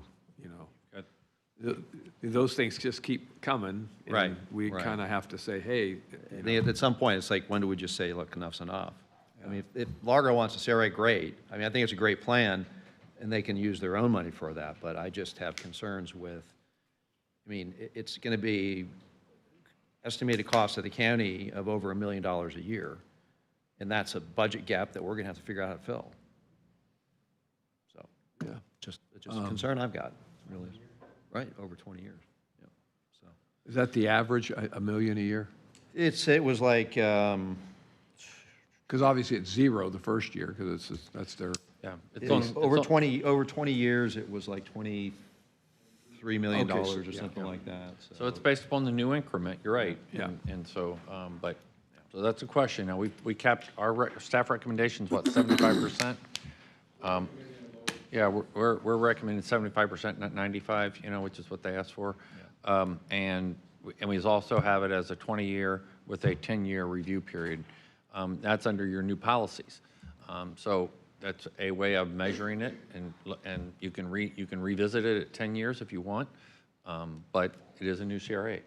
But it's, so, and the options are 95, 75, and 50? correct, Those are the three that we have currently available to us. correct, that's correct. Are there predetermined criteria for each level? There are. And that's how staff arrived at their staff recommendation, based upon that criteria. Okay. Again, we took a look at CRAs several years ago, and we established criteria to try to get our hands around these. We also put in these interim measures to review whether or not, you should continue a CRA after a 10-year period. Looking back at some of those that have gone on for a very long time, and so, so we can always revisit the policy, but you do have this one, you have Tarpon Springs, both that are out there. I've heard there's two others coming. Yeah, there's And others. so, we'll see if they submit those, we'll review them the same way. We'll give you the analysis, and then it's obviously a policy call. If you know this area, right? And so it is kind of a tired area, and so you're trying to say, would that add to being able to bring that up to where it increases higher values? That's really the purpose of a CRA, if it's effective. But we do have those interim periods to where you have another shot at looking and saying, has it achieved its goal of creating it, and now can the private sector make that investment without public support? That's really what we should be taking a hard look at these interim review periods. Well, it's not, yeah. Or- I'm hearing Commissioner Scott's comment, and Yeah. I share some of those concerns now, is that, where do we, when and where do we stop this, the process? I mean, again, I think it's very specific to areas that have issues that are, the 95%, they're truly blighted, right? I mean, at 75%, 50% it's more economic, right? So, I mean, I think that's something we need to look at and look at our county and see where we really think those are still needed. You know. Anyway.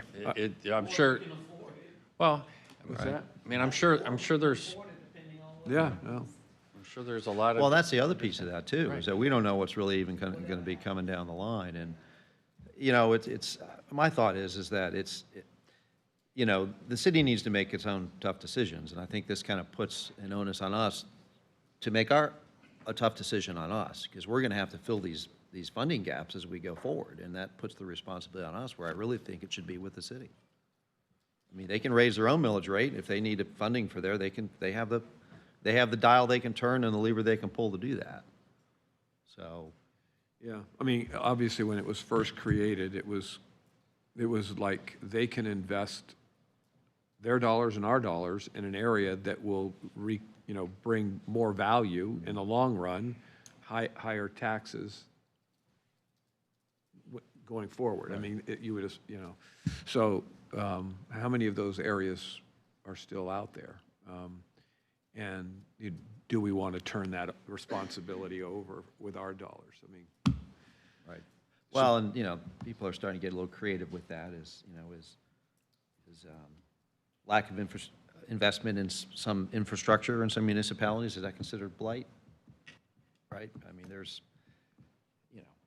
to me, it's like, well, let's just go to the county and get a CRA and not make the tough decision, in their own backyard. So I just think that puts a greater burden on us and for countywide taxpayers to fill that gap going forward. When we've got so many of them out there already, it's like at some point when you go, all right, kind of enough's enough.